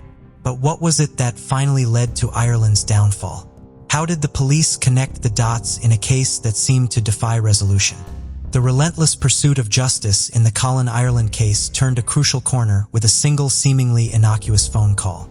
Ireland, emboldened by his actions, made a call to the police taunting them about his crimes. The day after Peter Walker's murder, having heard no news reports of his crime, he anonymously called the Samaritans and the Sun, telling them that he had murdered Walker and locked his dogs in another room. Later, the police received a call from Dunn's killer taunting them because they had failed to link his death to Walker's. In his next anonymous call to the police, he asked, "Are you still interested in the death of Peter Walker? Why have you stopped the investigation? Doesn't the death of a homosexual man mean anything? I will do another. I have always dreamed of doing the perfect murder." After Collier's death, Ireland called Kensington police and said that he had killed 4 men and they had to stop him. He told the police that he had read many books on serial killers and said, "If you don't stop me, it will be 1 a week." He told the police that he had studied the FBI manual, that is, Whoever Fights Monsters by ex-FBI agent and serial killer specialist Robert Ressler. "I have got the book," he said. "I know how many you have to do." Ireland later said that the TV crime series The Bill had also given him many of his ideas and police evasion methods. Forensic psychologist Professor Michael Brooks said, "Just because you read books about serial killers doesn't mean you have any interest in becoming a serial killer yourself. But if that is your motive, then actually reading books can give you an awareness of the ways in which serial killers have acted in the past." Armed with this new evidence, the police intensified their efforts.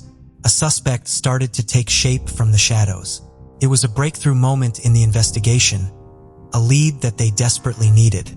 On July 19, 1993, Ireland went to his solicitor. He said that he was on the CCTV, but that he had not killed Spettery. He went to his flat for sex, but there was another man. He didn't want a threesome and left. The investigation took a dramatic turn as law enforcement officers matched Ireland's fingerprint to the Collier crime scene. His arrest was a moment of triumph mixed with stark horror as the extent of his crimes came to light. Ireland's overconfidence combined with advanced police work and the critical clues helped bring the killer to justice. The capture of Colin Ireland was more than just the conclusion of a manhunt. It was a moment that brought some semblance of closure to the victims' families and a community shaken by fear. It also opened up vital conversations about the safety of marginalized groups.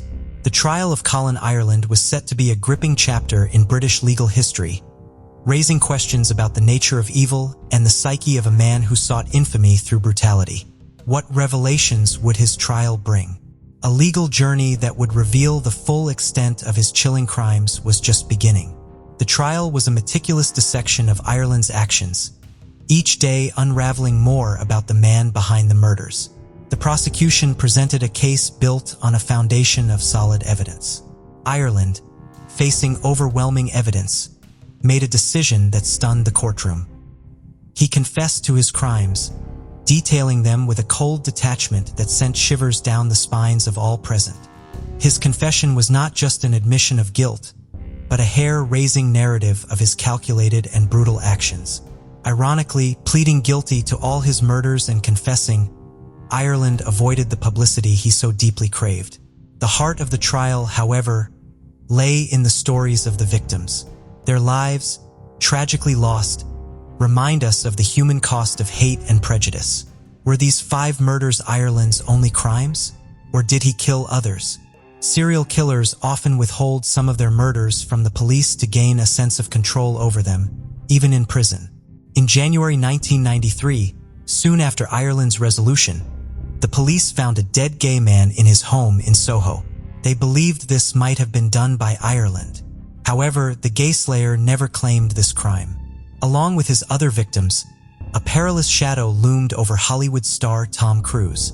In a chilling twist of fate, Cruise, then at the height of his career and married to Nicole Kidman, narrowly escaped a potentially fatal encounter. According to statements and police files that later surfaced, Ireland had spotted Cruise in a London bar in 1993.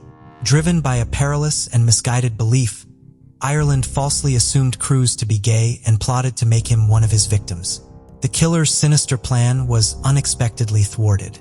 Cruise, possibly sensing something amiss or merely coincidental in his timing, left the bar abruptly, eluding Ireland's grasp. Ireland's conviction was a foregone conclusion, but the sentencing phase was a crucial moment. The judge, in a powerful address, condemned Ireland's actions, emphasizing the gravity and premeditated nature of the crimes. The judge called Ireland exceptionally frightening and dangerous. He said to him, "To take one human life is an outrage. To take 5 is carnage. In my view, it is absolutely clear you should never be released." Ireland was sentenced to 5 counts of life imprisonment for the murders, but the story does not end with Ireland's conviction. There are unconfirmed rumors that Ireland strangled his cellmate, a convicted child killer, in Wakefield Prison, Yorkshire. After that, he was transferred to maximum security lodgings at Whitemoor Prison, Cambridgeshire, into a private cell of his own. His pattern of selecting victims, meticulous planning, and the psychological games played with law enforcement are now studied in criminal psychology courses worldwide. Moreover, the investigation into Ireland's crimes highlighted the importance of community involvement in criminal cases. The breakthroughs in this case were a result of not just police work, but also the cooperation of the community, which had been terrorized by his actions. Ireland's case became a catalyst for discussions about homophobia and hate crimes. It highlighted the urgent need for societal change, not just in policy, but in everyday attitudes and understanding. Ireland died on February 21, 2012 of pulmonary fibrosis and a fractured hip he had suffered earlier. Former prison governor Vanessa Frake, who had crossed paths with numerous hardened criminals, called Ireland the most frightening prisoner she has ever come across. She said, "I don't know what it was about him. He just emanated evil. He was proud of what he did, same as many other serial killers. What drives a man to commit such calculated and brutal acts of violence?" To understand Ireland's psyche, we delve into the complex labyrinth of his mind, piecing together a profile that is as disturbing as it is intriguing. Experts who have studied Ireland's case point to a combination of factors. His troubled childhood, marked by instability and lack of a father figure, may have sown the seeds of his later behavior, but it was his deep-seated desire for recognition, a craving to leave a mark on the world, that propelled him into the abyss of serial killing. Ireland's methodical approach to his crimes suggests a high level of intelligence and planning. He studied serial killers not with repulsion, but with a scholar's interest. He learned from their mistakes, aiming not just to evade capture, but to master the art of killing. Ireland's methodical approach to his crimes offers a chilling glimpse into the mindset of a serial killer. His need for control and recognition, coupled with his ability to blend into society, challenges our understanding of criminal behavior. Forensic psychologists theorize that Ireland's choice of victims from the gay community was strategic rather than personal. He saw them as easy targets, vulnerable due to societal marginalization.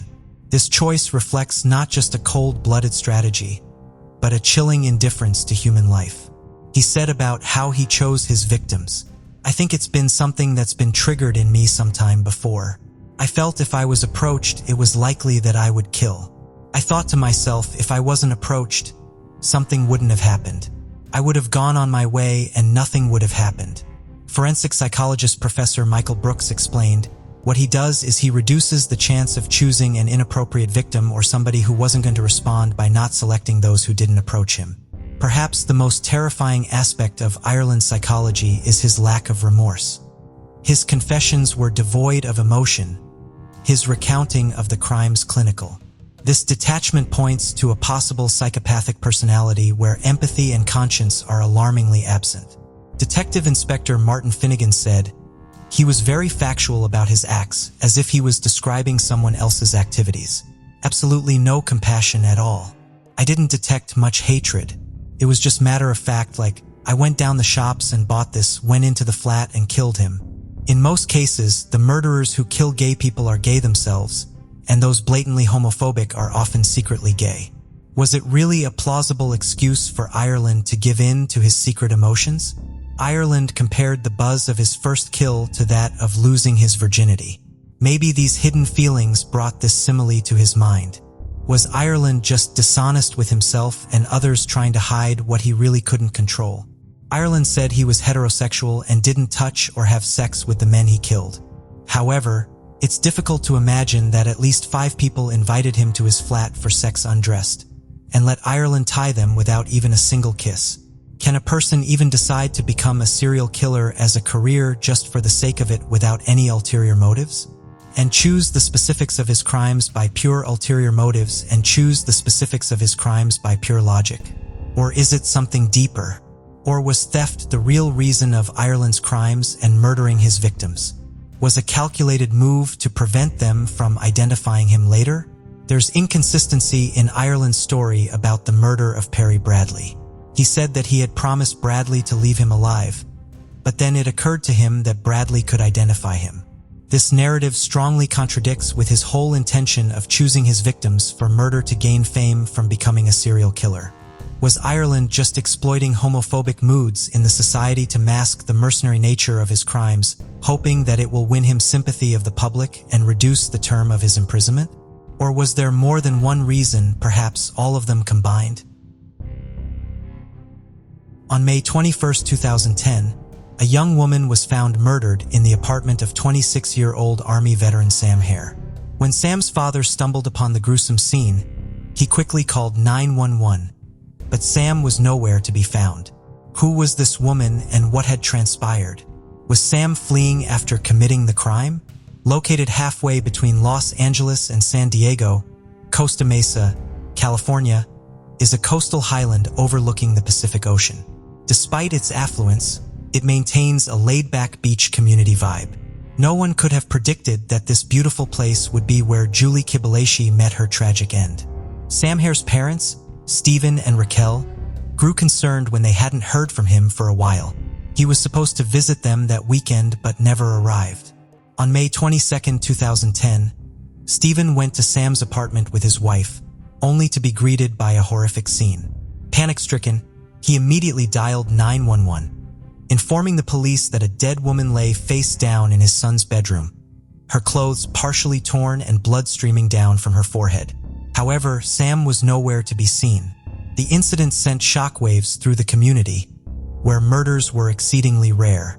When police reached the apartment, they did not find any signs that a struggle had taken place.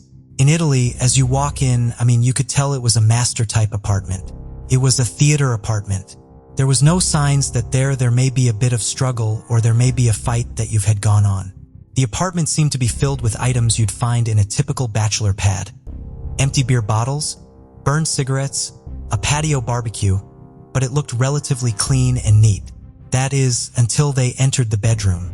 The bed was soaked red from the victim's blood. The deceased woman was lying partially on the bed and partially kneeling on the ground. Her pants were pulled down, exposing the lower portion of her body. From the looks of it, detectives concluded that she might have been sexually assaulted before her death. She died from 2 gunshot wounds to her head. There was also a knife on the bedside table, but it appeared to be unused. Strangely, she was wearing a tiara and scrawled on the back of her sweater were the words, "All yours." Her bag was found in the kitchen. From her driver's license, detectives identified the victim as 23-year-old Julie Kibushi. Julie Kibushi was born on Valentine's Day 1987 to Japanese-American parents, June and Masa Kibushi. She was the third of 4 children and their first daughter. She'd always been referred to as my Valentine girl by her parents. From a very young age, Julie took a keen interest in dancing music. Her mother said Julie started tap dancing when she was just 5 and that passion only grew over the years. According to her friends and family, she was a pleasure to be around. Her goofy and bubbly personality made everyone laugh. Not only did she exude positivity, but she often bent over backwards to help a friend in need. On one hand, she respected her Japanese culture, but on the other, she was a free-spirited, all-American girl. After graduating high school from the Orange County School of the Arts, Julie went on to study fashion design at Orange Coast Community College. Here, she met 26-year-old Sam Hare, and the two became close. She also tutored him in anthropology. She did not know that her kindness would cost her life. After scouring through the crime scene, detectives tried to piece together what had happened to this bright and beautiful young woman. All signs pointed to Sam being her killer. It was, after all, his apartment that she was found in, and now he was nowhere to be found. It was time for investigators to take a closer look at Sam Hare. Samuel Hare was born on May 29, 1983, to parents Stephen and Raquel Kalberman in Los Angeles, California. As the only child to his special education teacher father and stay-at-home mother, Sam was doted on. He was very close to his parents, visiting them often even after he'd moved away. Although Sam's physical stature was big and strong, his friends described him as a big teddy bear. He was a fun-loving and easygoing guy. At a very young age, Sam had enlisted in the United States Army and served a tour of duty in Afghanistan and in Germany with the 173rd Airborne. After 3 years, he was discharged and returned to Southern California, where he was born and raised, to attend college on the GI Bill. He wanted to finish college and then re-enlist in the Army as an officer. With that goal in mind, Sam Hare enrolled himself in Orange Coast Community College, where he formed a friendship with Julie, who was 3 years younger than him. But just like many war heroes, Sam developed PTSD from the 3 years he served in the Army. Had he somehow snapped and committed the crime in a moment of passion? As Sam was nowhere to be found, detectives concluded that he was most likely on the run after murdering Julie in his own apartment. The suspicion only grew stronger when they found text messages on Julie's phone from Sam's number. At around 2:45 p.m. on May 21, 2010, Sam sent her a text saying he was going to help a friend and then head out to go to his parents' house. However, just 2 hours later, his tone changed when he sent her a couple of texts begging her to come to his place. From the tone of the messages, Sam seemed like a man in trouble. He was clearly upset about something. As a concerned friend, Julie agreed to meet Sam. She said she'd be there for him like a family. While Sam's family was dumbfounded by the findings and worried that his life was in danger, these texts made him look more guilty to the investigators. It showed that he planned for her to come over. Additionally, Sam's car and his passport were also missing from the apartment, leading investigators to believe that Sam was probably on the run. His passport was missing. His car was missing. A look at it, every legal and chronic essays is obvious. If I see how he is Gabiara killer. Yet investigators would soon find out that there was even more to this story. Flashing back to 8 years prior, in 2002, the then 18-year-old Sab Air was charged with another heinous crime. He was accused of taking part along with 17 other men and women in the stabbing and beating death of 19-year-old Bayouin Benito in Kangin Country. Allegedly, on the night of January 15, 2002, Sam, who had been friends with Benito since childhood, picked Benito up from his house and led his unsuspecting friend to an area behind a mobile home park where he was attacked and killed by a group of suspected gang members. He was charged with murder. However, in the end, he was acquitted of those charges, but that didn't change the suspicion in the minds of the investigators. Although Sam's family did not believe in this guilt, investigators were almost certain that they were after the right person. As Sam was trying to use firearms, they considered him armed and dangerous and on the run. Believing that they had a dangerous killer on the loose, authorities put an APB out for Sam. Meanwhile, the Costa Mesa police began monitoring Sam's cell phone and credit card activities in an attempt to locate him. Cops got information that there had been 4 withdrawals made from ATMs in the days since his disappearance. His credit card was also used at a pizza delivery place in Long Beach, California, just 20 miles away from Sam's house. Police expected to see Sam on the surveillance cameras, but when the bank sent them footage from the ATM cameras, they couldn't believe whom they were seeing. It was a teenager wearing a hoodie and a cap, withdrawing money from Sam's bank account. Neither police nor Sam's parents were able to identify the kid. Investigators concluded that he was most likely helping Sam, either to get away or to hide. Either way, Costa Mesa police were desperate to track him down. On May 26, 2010, they received information that his credit card had been used at another pizza delivery, and they set about tracking the delivery driver. After obtaining the delivery address from them, police headed to the address to apprehend Sam, thinking that they'd finally found his hideout spot. When police stormed the house, expecting to find Sam, they instead found 17-year-old Wesley Freelich along with some of his friends. Although suspected earlier, authorities almost immediately ruled out Wesley as a suspect, but he did still have Sam's credit card in possession. The teenager depicted a shocking story that investigators were not anticipating hearing. He was, in fact, given the credit card with full instructions to withdraw cash. However, it was not by Sam. He didn't even know Sam. Daniel Wozniak, a local theater actor whom Wesley met through community theater, had given them the credit card. Wozniak told Wesley that he was a bail bondsman and needed to collect money Sam owed. Perhaps any other person would have declined it. But as Wesley looked up to Wozniak as an older brother, without realizing the gravity of the situation, the 17-year-old boy agreed to help. In total, $1,900 was withdrawn from the account. The name Daniel Wozniak did ring a bell for investigators, as they'd found an invitation to his upcoming wedding in Sam's apartment. But who was this Daniel Wozniak, and what was his connection to Sam? Did he help Sam to get away, or was he an accomplice to the murder itself? Several questions were yet to be answered. 38-year-old Daniel Dan Patrick Wozniak was born on March 23, 1984. As the youngest of three boys, Daniel spent a lot of time with his grandparents after school, due to his parents' long work hours. Dan grew up in a luxurious home, and the family often took expensive vacations. He was described as a good kid in school who mostly got very good grades. He used jokes, singing, dancing, and magic tricks to get attention from people. He loved to be the center of attention. Realizing that he had a natural talent for stage performance, Daniel started acting and singing in musicals in his early 20s. He was pretty casual about his plans for the future. He could never hold a job for long, which forced him to move from job to job with very low pay. However, as years passed, he kept his passion for acting alive and continued to work in theater. It was here in one of his musicals that he found the woman of his dreams, a fellow actress. After briefly dating, they decided to marry. On May 26, 2010, when police tracked down Wozniak, he was enjoying his bachelor party in Huntington Beach, California. But how was Daniel Wozniak linked to Sam Hyer? As it turned out, he lived in the same apartment complex where Sam lived. Assuming that Wozniak had either helped Sam flee or hide, or had been complicit in Julie's murder, cops barged into the private bachelor party for Wozniak with an arrest warrant. The blood drained from his face as soon as he saw the cops, leading the detectives to believe that he knew more than he was letting on. Police took him into custody for questioning. In the interrogation room, at first Wozniak claimed that his only crime was participating in credit card fraud and covering for Sam.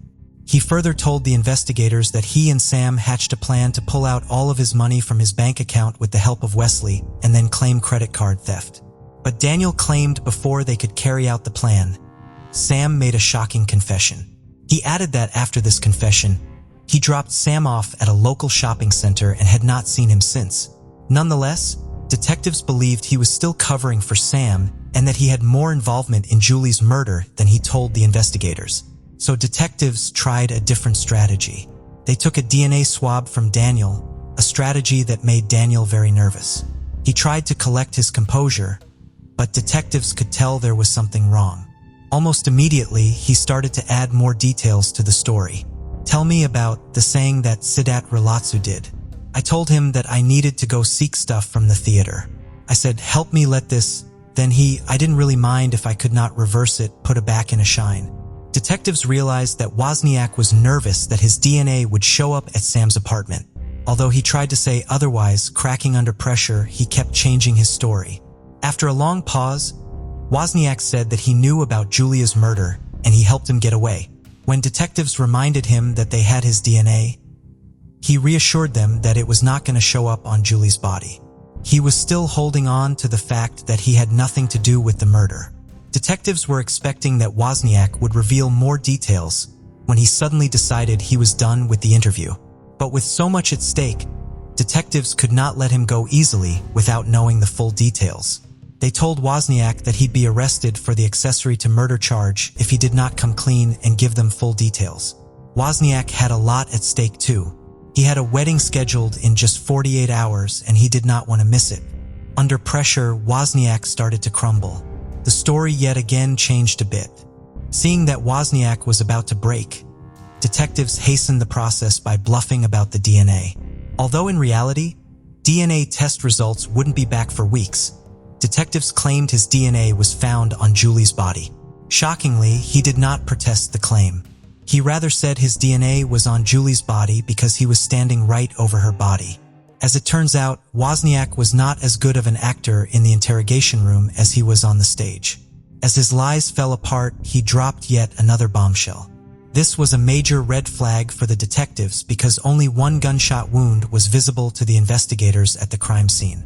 Only later, when an autopsy was performed, was it revealed that there was a second gunshot wound. This confession from Wozniak meant that he'd been there when she was killed, which made him an accomplice in the murder, and investigators could now officially detain him. Yet even though Wozniak was in custody, detectives still had to find Sam, and Daniel refused to talk. While detectives were searching for any clues that could lead them to Sam Hare, sitting behind bars, Wozniak called his fiancée Rachel Buffet. Whether Wozniak knew those conversations were being recorded or not, he was about to get caught in his own web of lies. As Rachel chose freedom over love, she told him that she was going to call detectives with more information. Wozniak knew he had to talk to the detectives before Rachel could. Suddenly, he was in a panic, desperate to strike the deal with the detectives that he refused only hours before. But what he told the detectives this time was beyond their imagination. For the first time, Wozniak was ready to break down the timeline of his diabolical murder plan, which started with a simple favor from a friend. On the fateful day of May 21, 2010, Wozniak asked Sam, who considered him a good friend, to help move some boxes at the Los Alamitos Theater attic in a local military base. While Sam was busy moving the boxes in the attic in a note-down position with his back turned to Wozniak, the cold-blooded monster pulled out a gun and shot him in the head once. Initially, Sam never knew what hit him. After realizing he'd been shot, he begged Wozniak to help him. Without a shred of hesitation, this merciless killer reloaded his gun and shot him a second time, killing him instantly. After killing Sam, he was still not finished. In a cold and composed manner, he did the unthinkable by texting Julie from Sam's phone and luring her to Sam's apartment. In the utmost callousness, he left Sam's body in the attic and went to perform his play, laughing, singing, dancing, as if he did not just murder an innocent man and lure another to the same fate. Later in the night, Wozniak snuck into Sam's apartment, and once Julie was inside the apartment, he showed her 2 cyms in the head. He then staged the crime scene to make it look like Sam fled after assaulting and killing Julie in his apartment. However, he still needed to make sure that no one found Sam. In desperation, he proceeded to commit one of the most depraved acts possible. He returned to the attic and dismembered Sam's hands and head in an attempt to conceal the deceased's identity. He disposed of them at a nearby park. But even after these heinous acts, seemingly without a care in the world, Wozniak once again returned to the theater. In several cast party photos detectives collected later, he can be seen laughing and joking with other members. But perhaps the motive remains even more twisted than the mergers themselves. It all boiled down to money. Loaded behind killing Sam was money, and then Sam who killed. Wozniak always struggled with money and maintaining employment. At the time of the murders, he was behind 2 months in rent, on the verge of getting evicted. Additionally, he had no way of paying for the grand wedding or hunting goon he planned. And that's when he learned of the $62,000 Sam had in his savings for his time served in the military. He killed 2 innocent people in cold blood so that he could have a grand wedding and enjoy an expensive vacation. If the confession was not enough, police found the evidence bag that Rachel talked about on the phone with Wozniak, thanks to Wozniak's brother, Tim. Tim had instructions to get rid of the bag, but he instead threw it over the fence at his parents' house. That backpack was filled with incriminating evidence, including Sam Hare's financial details, passport, his bloody clothes, and most standing of all, the murder weapon. Wozniak's DNA was all over the items, suggesting that he, and he alone, committed the double homicide.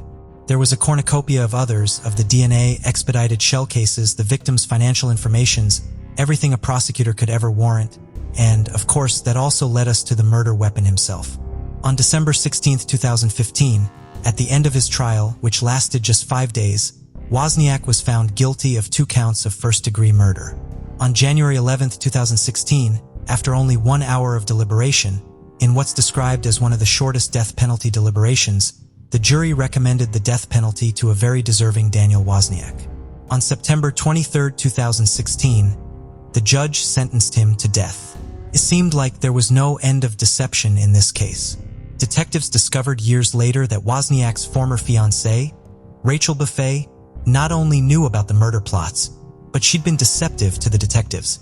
Though she denied all these allegations, she was arrested and charged with 3 felony counts of accessory after the fact, based on allegations that she'd lied multiple times to police investigators.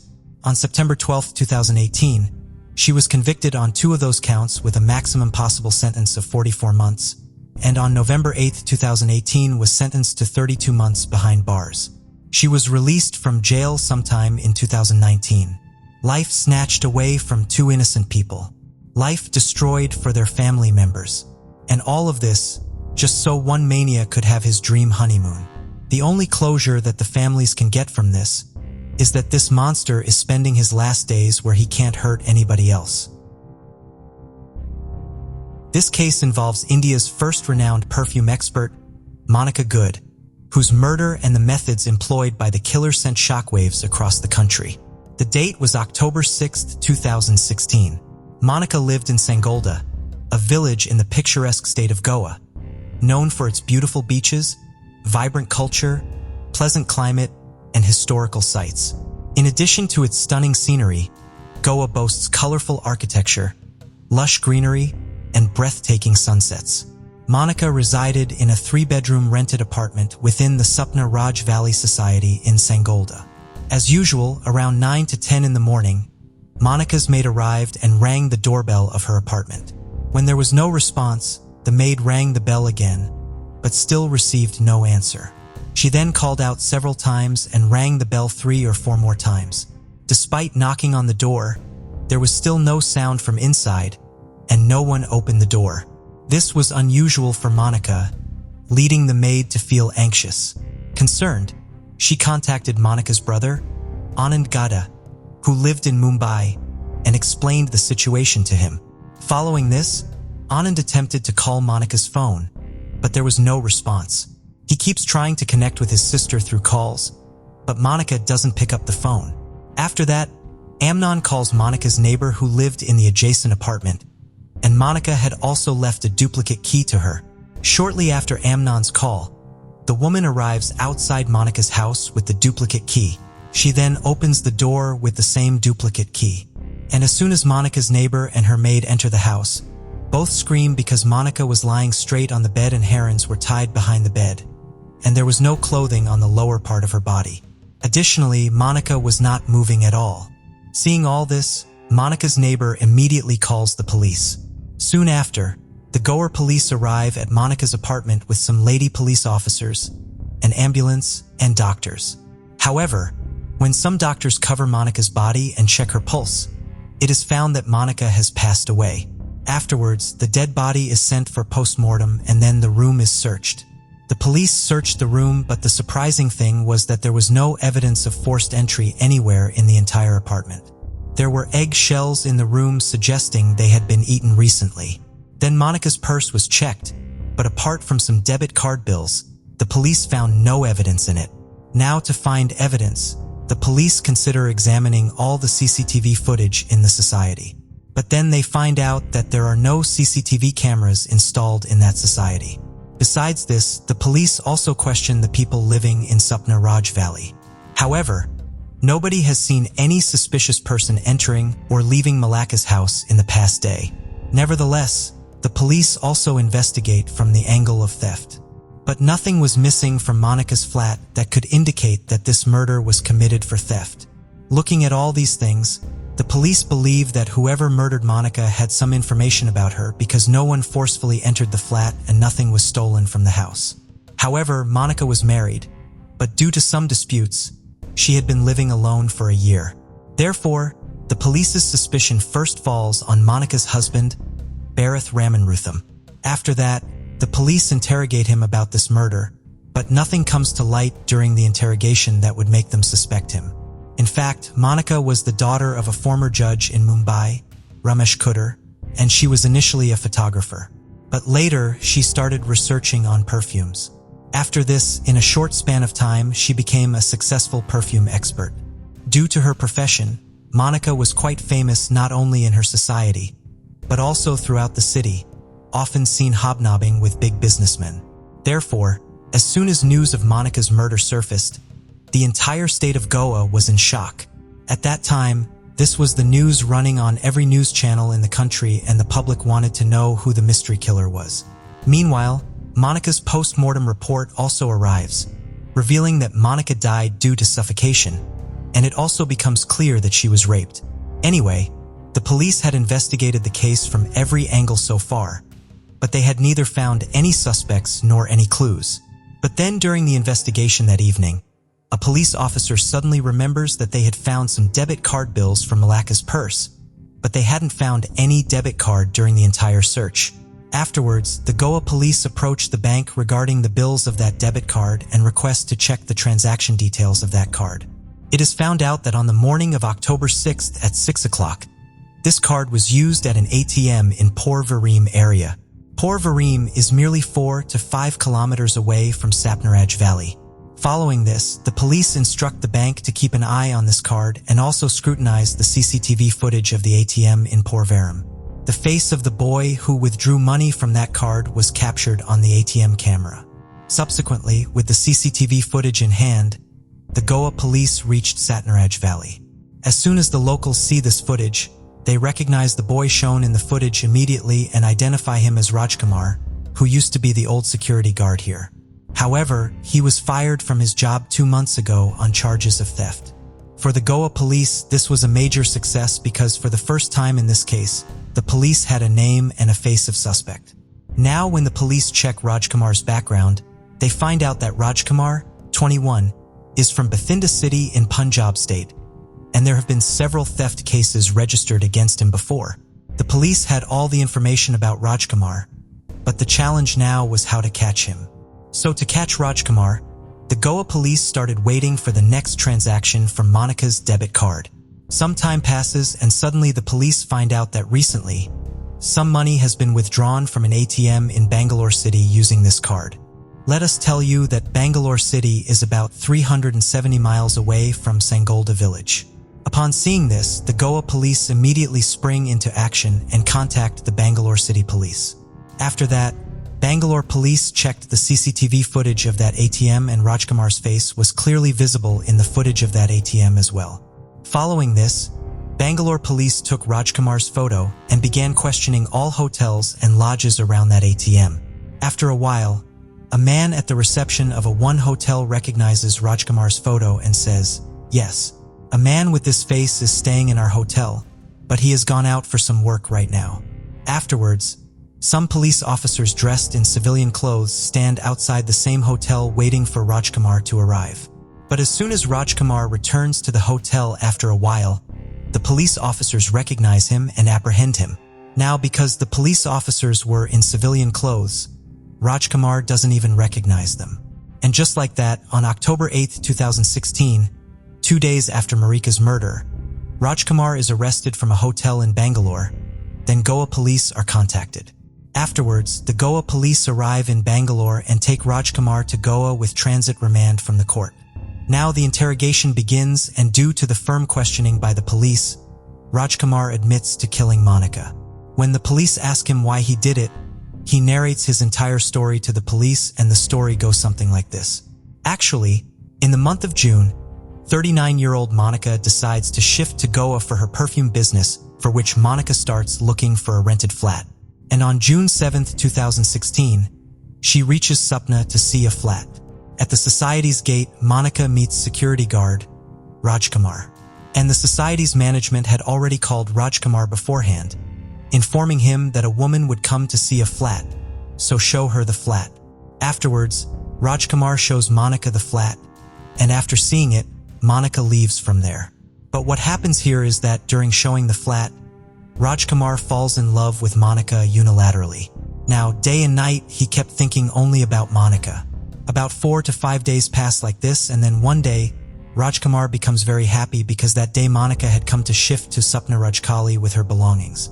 After that, Monica tells Rajkumar that the flat he showed her, he has taken that flat. Now, because Rajkumar was very happy, he himself, with the help of 2 people, delivers Monica's belongings to her apartment. Rajkumar does this because he wanted to see Monica repeatedly. But because he was a security guard, he didn't get many chances to see and meet Monica. But then one day, an idea comes to his mind, and he goes to his manager and says that he wants to do the cleaning and maintenance work of the society's cars along with his duty because he is in desperate need of money. After hearing Rajkumar's need, the manager also agrees to his proposal because he thinks that this way Rajkumar will earn some extra money and the needs of the people living in the society will also be fulfilled. However, Rajkumar had something else in his mind, and after this, he goes straight to Monica's apartment. After that, he tells Monica that now he can also clean her car, but it will cost her some extra money. Monica also agrees to this because she didn't have enough time to do household chores while handling her business. Now Rajkumar started cleaning Monica's car and would use the pretext of exchanging keys to also visit Monica's apartment where he would see Monica 3 or 4 times a day. But it was due to the cleaning of this very car that one day, Rajkumar loses his job. It so happened that one day, Monica's umbrella went missing from his car. Monica asks Rajkumar about it, but he says he didn't see any umbrella in the car. After this, Monica complains to the society management and says that today, not only my umbrella, but many other persons' things have gone missing just like before. If such incidents continue to happen in the society, it will tarnish its reputation. Now, after hearing Monica's complaint, the society management takes this matter seriously and begins an investigation. It is then found out that only Rajkumar used to open Monica's car for cleaning besides Monica herself. After that, a search is conducted in the guardroom where Rajkumar used to stay, and Monica's umbrella is also recovered from there. Now, since thefts were already a concern in society, after Monica's umbrella is found, suspicion falls entirely on Raj as a result. On July 22, 2016, Rajkumar is dismissed from his job on theft charges. From here, the story takes a new turn. While Rajkumar had deeply loved Monica before, now he starts to harbor a significant amount of hatred towards her. However, after being dismissed from his job, Rajkumar leaves and starts working as a laborer in the Ponda area of Goa. But even there, he only works for a few days. During this time, he meets Monica twice and asks her to withdraw the theft complaint. But Monica flatly refuses. Now, hearing this, Rajkumar gets even angrier, but he couldn't do anything at that moment.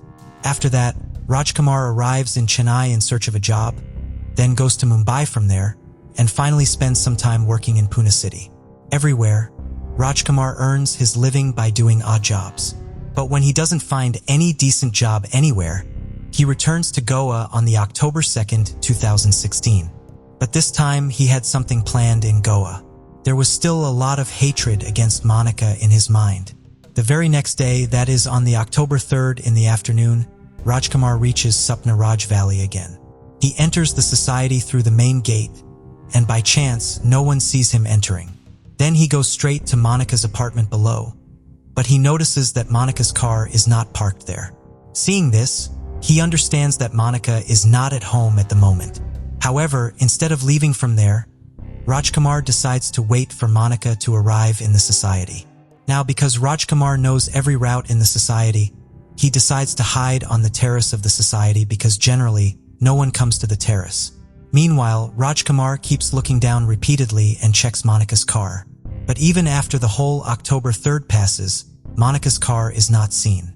Then the next day, October 4th comes, but Monica's car still doesn't show up. And then October 4th also passes. On October 5th, Monica's car was checked several times by Rajkumar since morning, but it wasn't seen. Now it had been almost 2 days since he stayed on the terrace. There was neither food to eat nor anything to drink on the terrace during this time. Many times, Rajkumar felt like leaving from there, but the fire of revenge didn't let him go, and fueled by this vengeance, Rajkumar spent more than 48 hours hungry and thirsty on the terrace. Around 3 to 3:30 p.m. on October 5, 2016, Rajkumar came down once again, and this time he saw Monica's car parked. This meant that Monica had returned home. Seeing this, there was a strange smile on Rajkumar's face, but then he went back to the terrace and started waiting for darkness. After that, he comes downstairs around 6:30 in the evening and rings Monica's flat doorbell. When Monica asks who, Rajkumar identifies himself as a security supervisor. Hearing this, Monica opens the door, but as soon as she does, Rajkumar forcefully pushes her and then shuts the door from inside. Before Monica can comprehend anything, Rajkumar takes out a knife from his pocket and warns her, "If you make noise, I'll stab you." Still, Monica screams loudly to protect herself, but Rajkumar covers her mouth with his hand. Then Rajkumar takes Monica to the bathroom, intimidating and controlling her.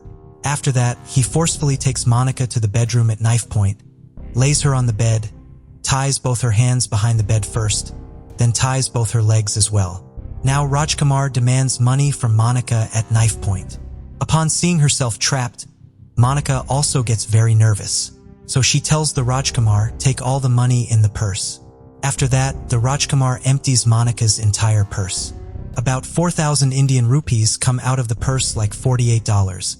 But the Rajkumar's desire is not satisfied with that, and he asks Monica for more money. So Monica says, "I only have this much money right now. If you need more money, I have a debit card. Take it and withdraw money from the ATM." The Rajkumar didn't know how to use a debit card. Still, he learns from Monica how to use it. So systematically, Monica tells him the way to withdraw money, how to insert the card into the ATM machine, then select the language, and then how to enter the secret PIN. And along with that, she also tells him her debit card's PIN number. I think maybe in that situation, Monica feels that now Rajkumar will leave her and go from here. Then she will complain to the police and Rajkumar will be caught through the location of the debit card. But Rajkumar takes the money and card and puts a cloth in Monica's mouth. After doing all this, he now knew that Monica could not do anything. So he leaves from there with great confidence and then goes to the kitchen. He takes out water from the fridge, boils the eggs, eats them with great ease, and there was no hurry for him. He was eating and drinking with great comfort because he knew that Monica lived alone in that flat. Now he also takes out ice cream from the fridge and eats it. Besides, he also eats chocolate, meaning that all the hunger and thirst he had been suffering for 2 days on the terrace is satisfied now. It was around 12 o'clock at night by all this. When his stomach is full again, he returns to Monica. He takes her phone, although it was locked, but Rajkumar's unlock it by forcing Monica. Then Rajkumar's opens an adult site on her phone and forcibly shows her 3 adult videos. Feeling all this, Monica becomes even more anxious because she realized that Rajkumar's was not going to let her go now. Then, Rajkumar unties the rope from Monica's legs and removes all the clothes from her waist down. Then he fulfills his desire that had been in his mind since the first day he saw Monica. It was nearly 2 a.m. in the morning by now, and Rajkumar had been in Monica's apartment for almost 8 hours when Rajkumar's desire was filled. He gets nervous for the first time when the question arises in his mind whether Monica knows him well. And if he leaves Monica alive, she will tell the police about it, and then the Rajkumar will be punished. So the prince lifted a pillow from the same bed and began to suffocate Monica's mouth and kept pressing until she died. Then the Rajkumar got up from there comfortably and went to the bathroom again. After that, Rajkumar shaved his beard, then he bathed. And at 3:30 a.m. on October 6, 2016 in the darkness, he sneaked out of the Sapna Valley stealthily. Then at 6 a.m. after withdrawing money from the ATM, he went to Bangalore where the police arrested him. After hearing the entire story, all the police officers were quite surprised. After that, the Goa police gathers all the evidence against Rajkumar. Then on January 6, 2017, a 228-page charge sheet is present in court, charging murder and robbery.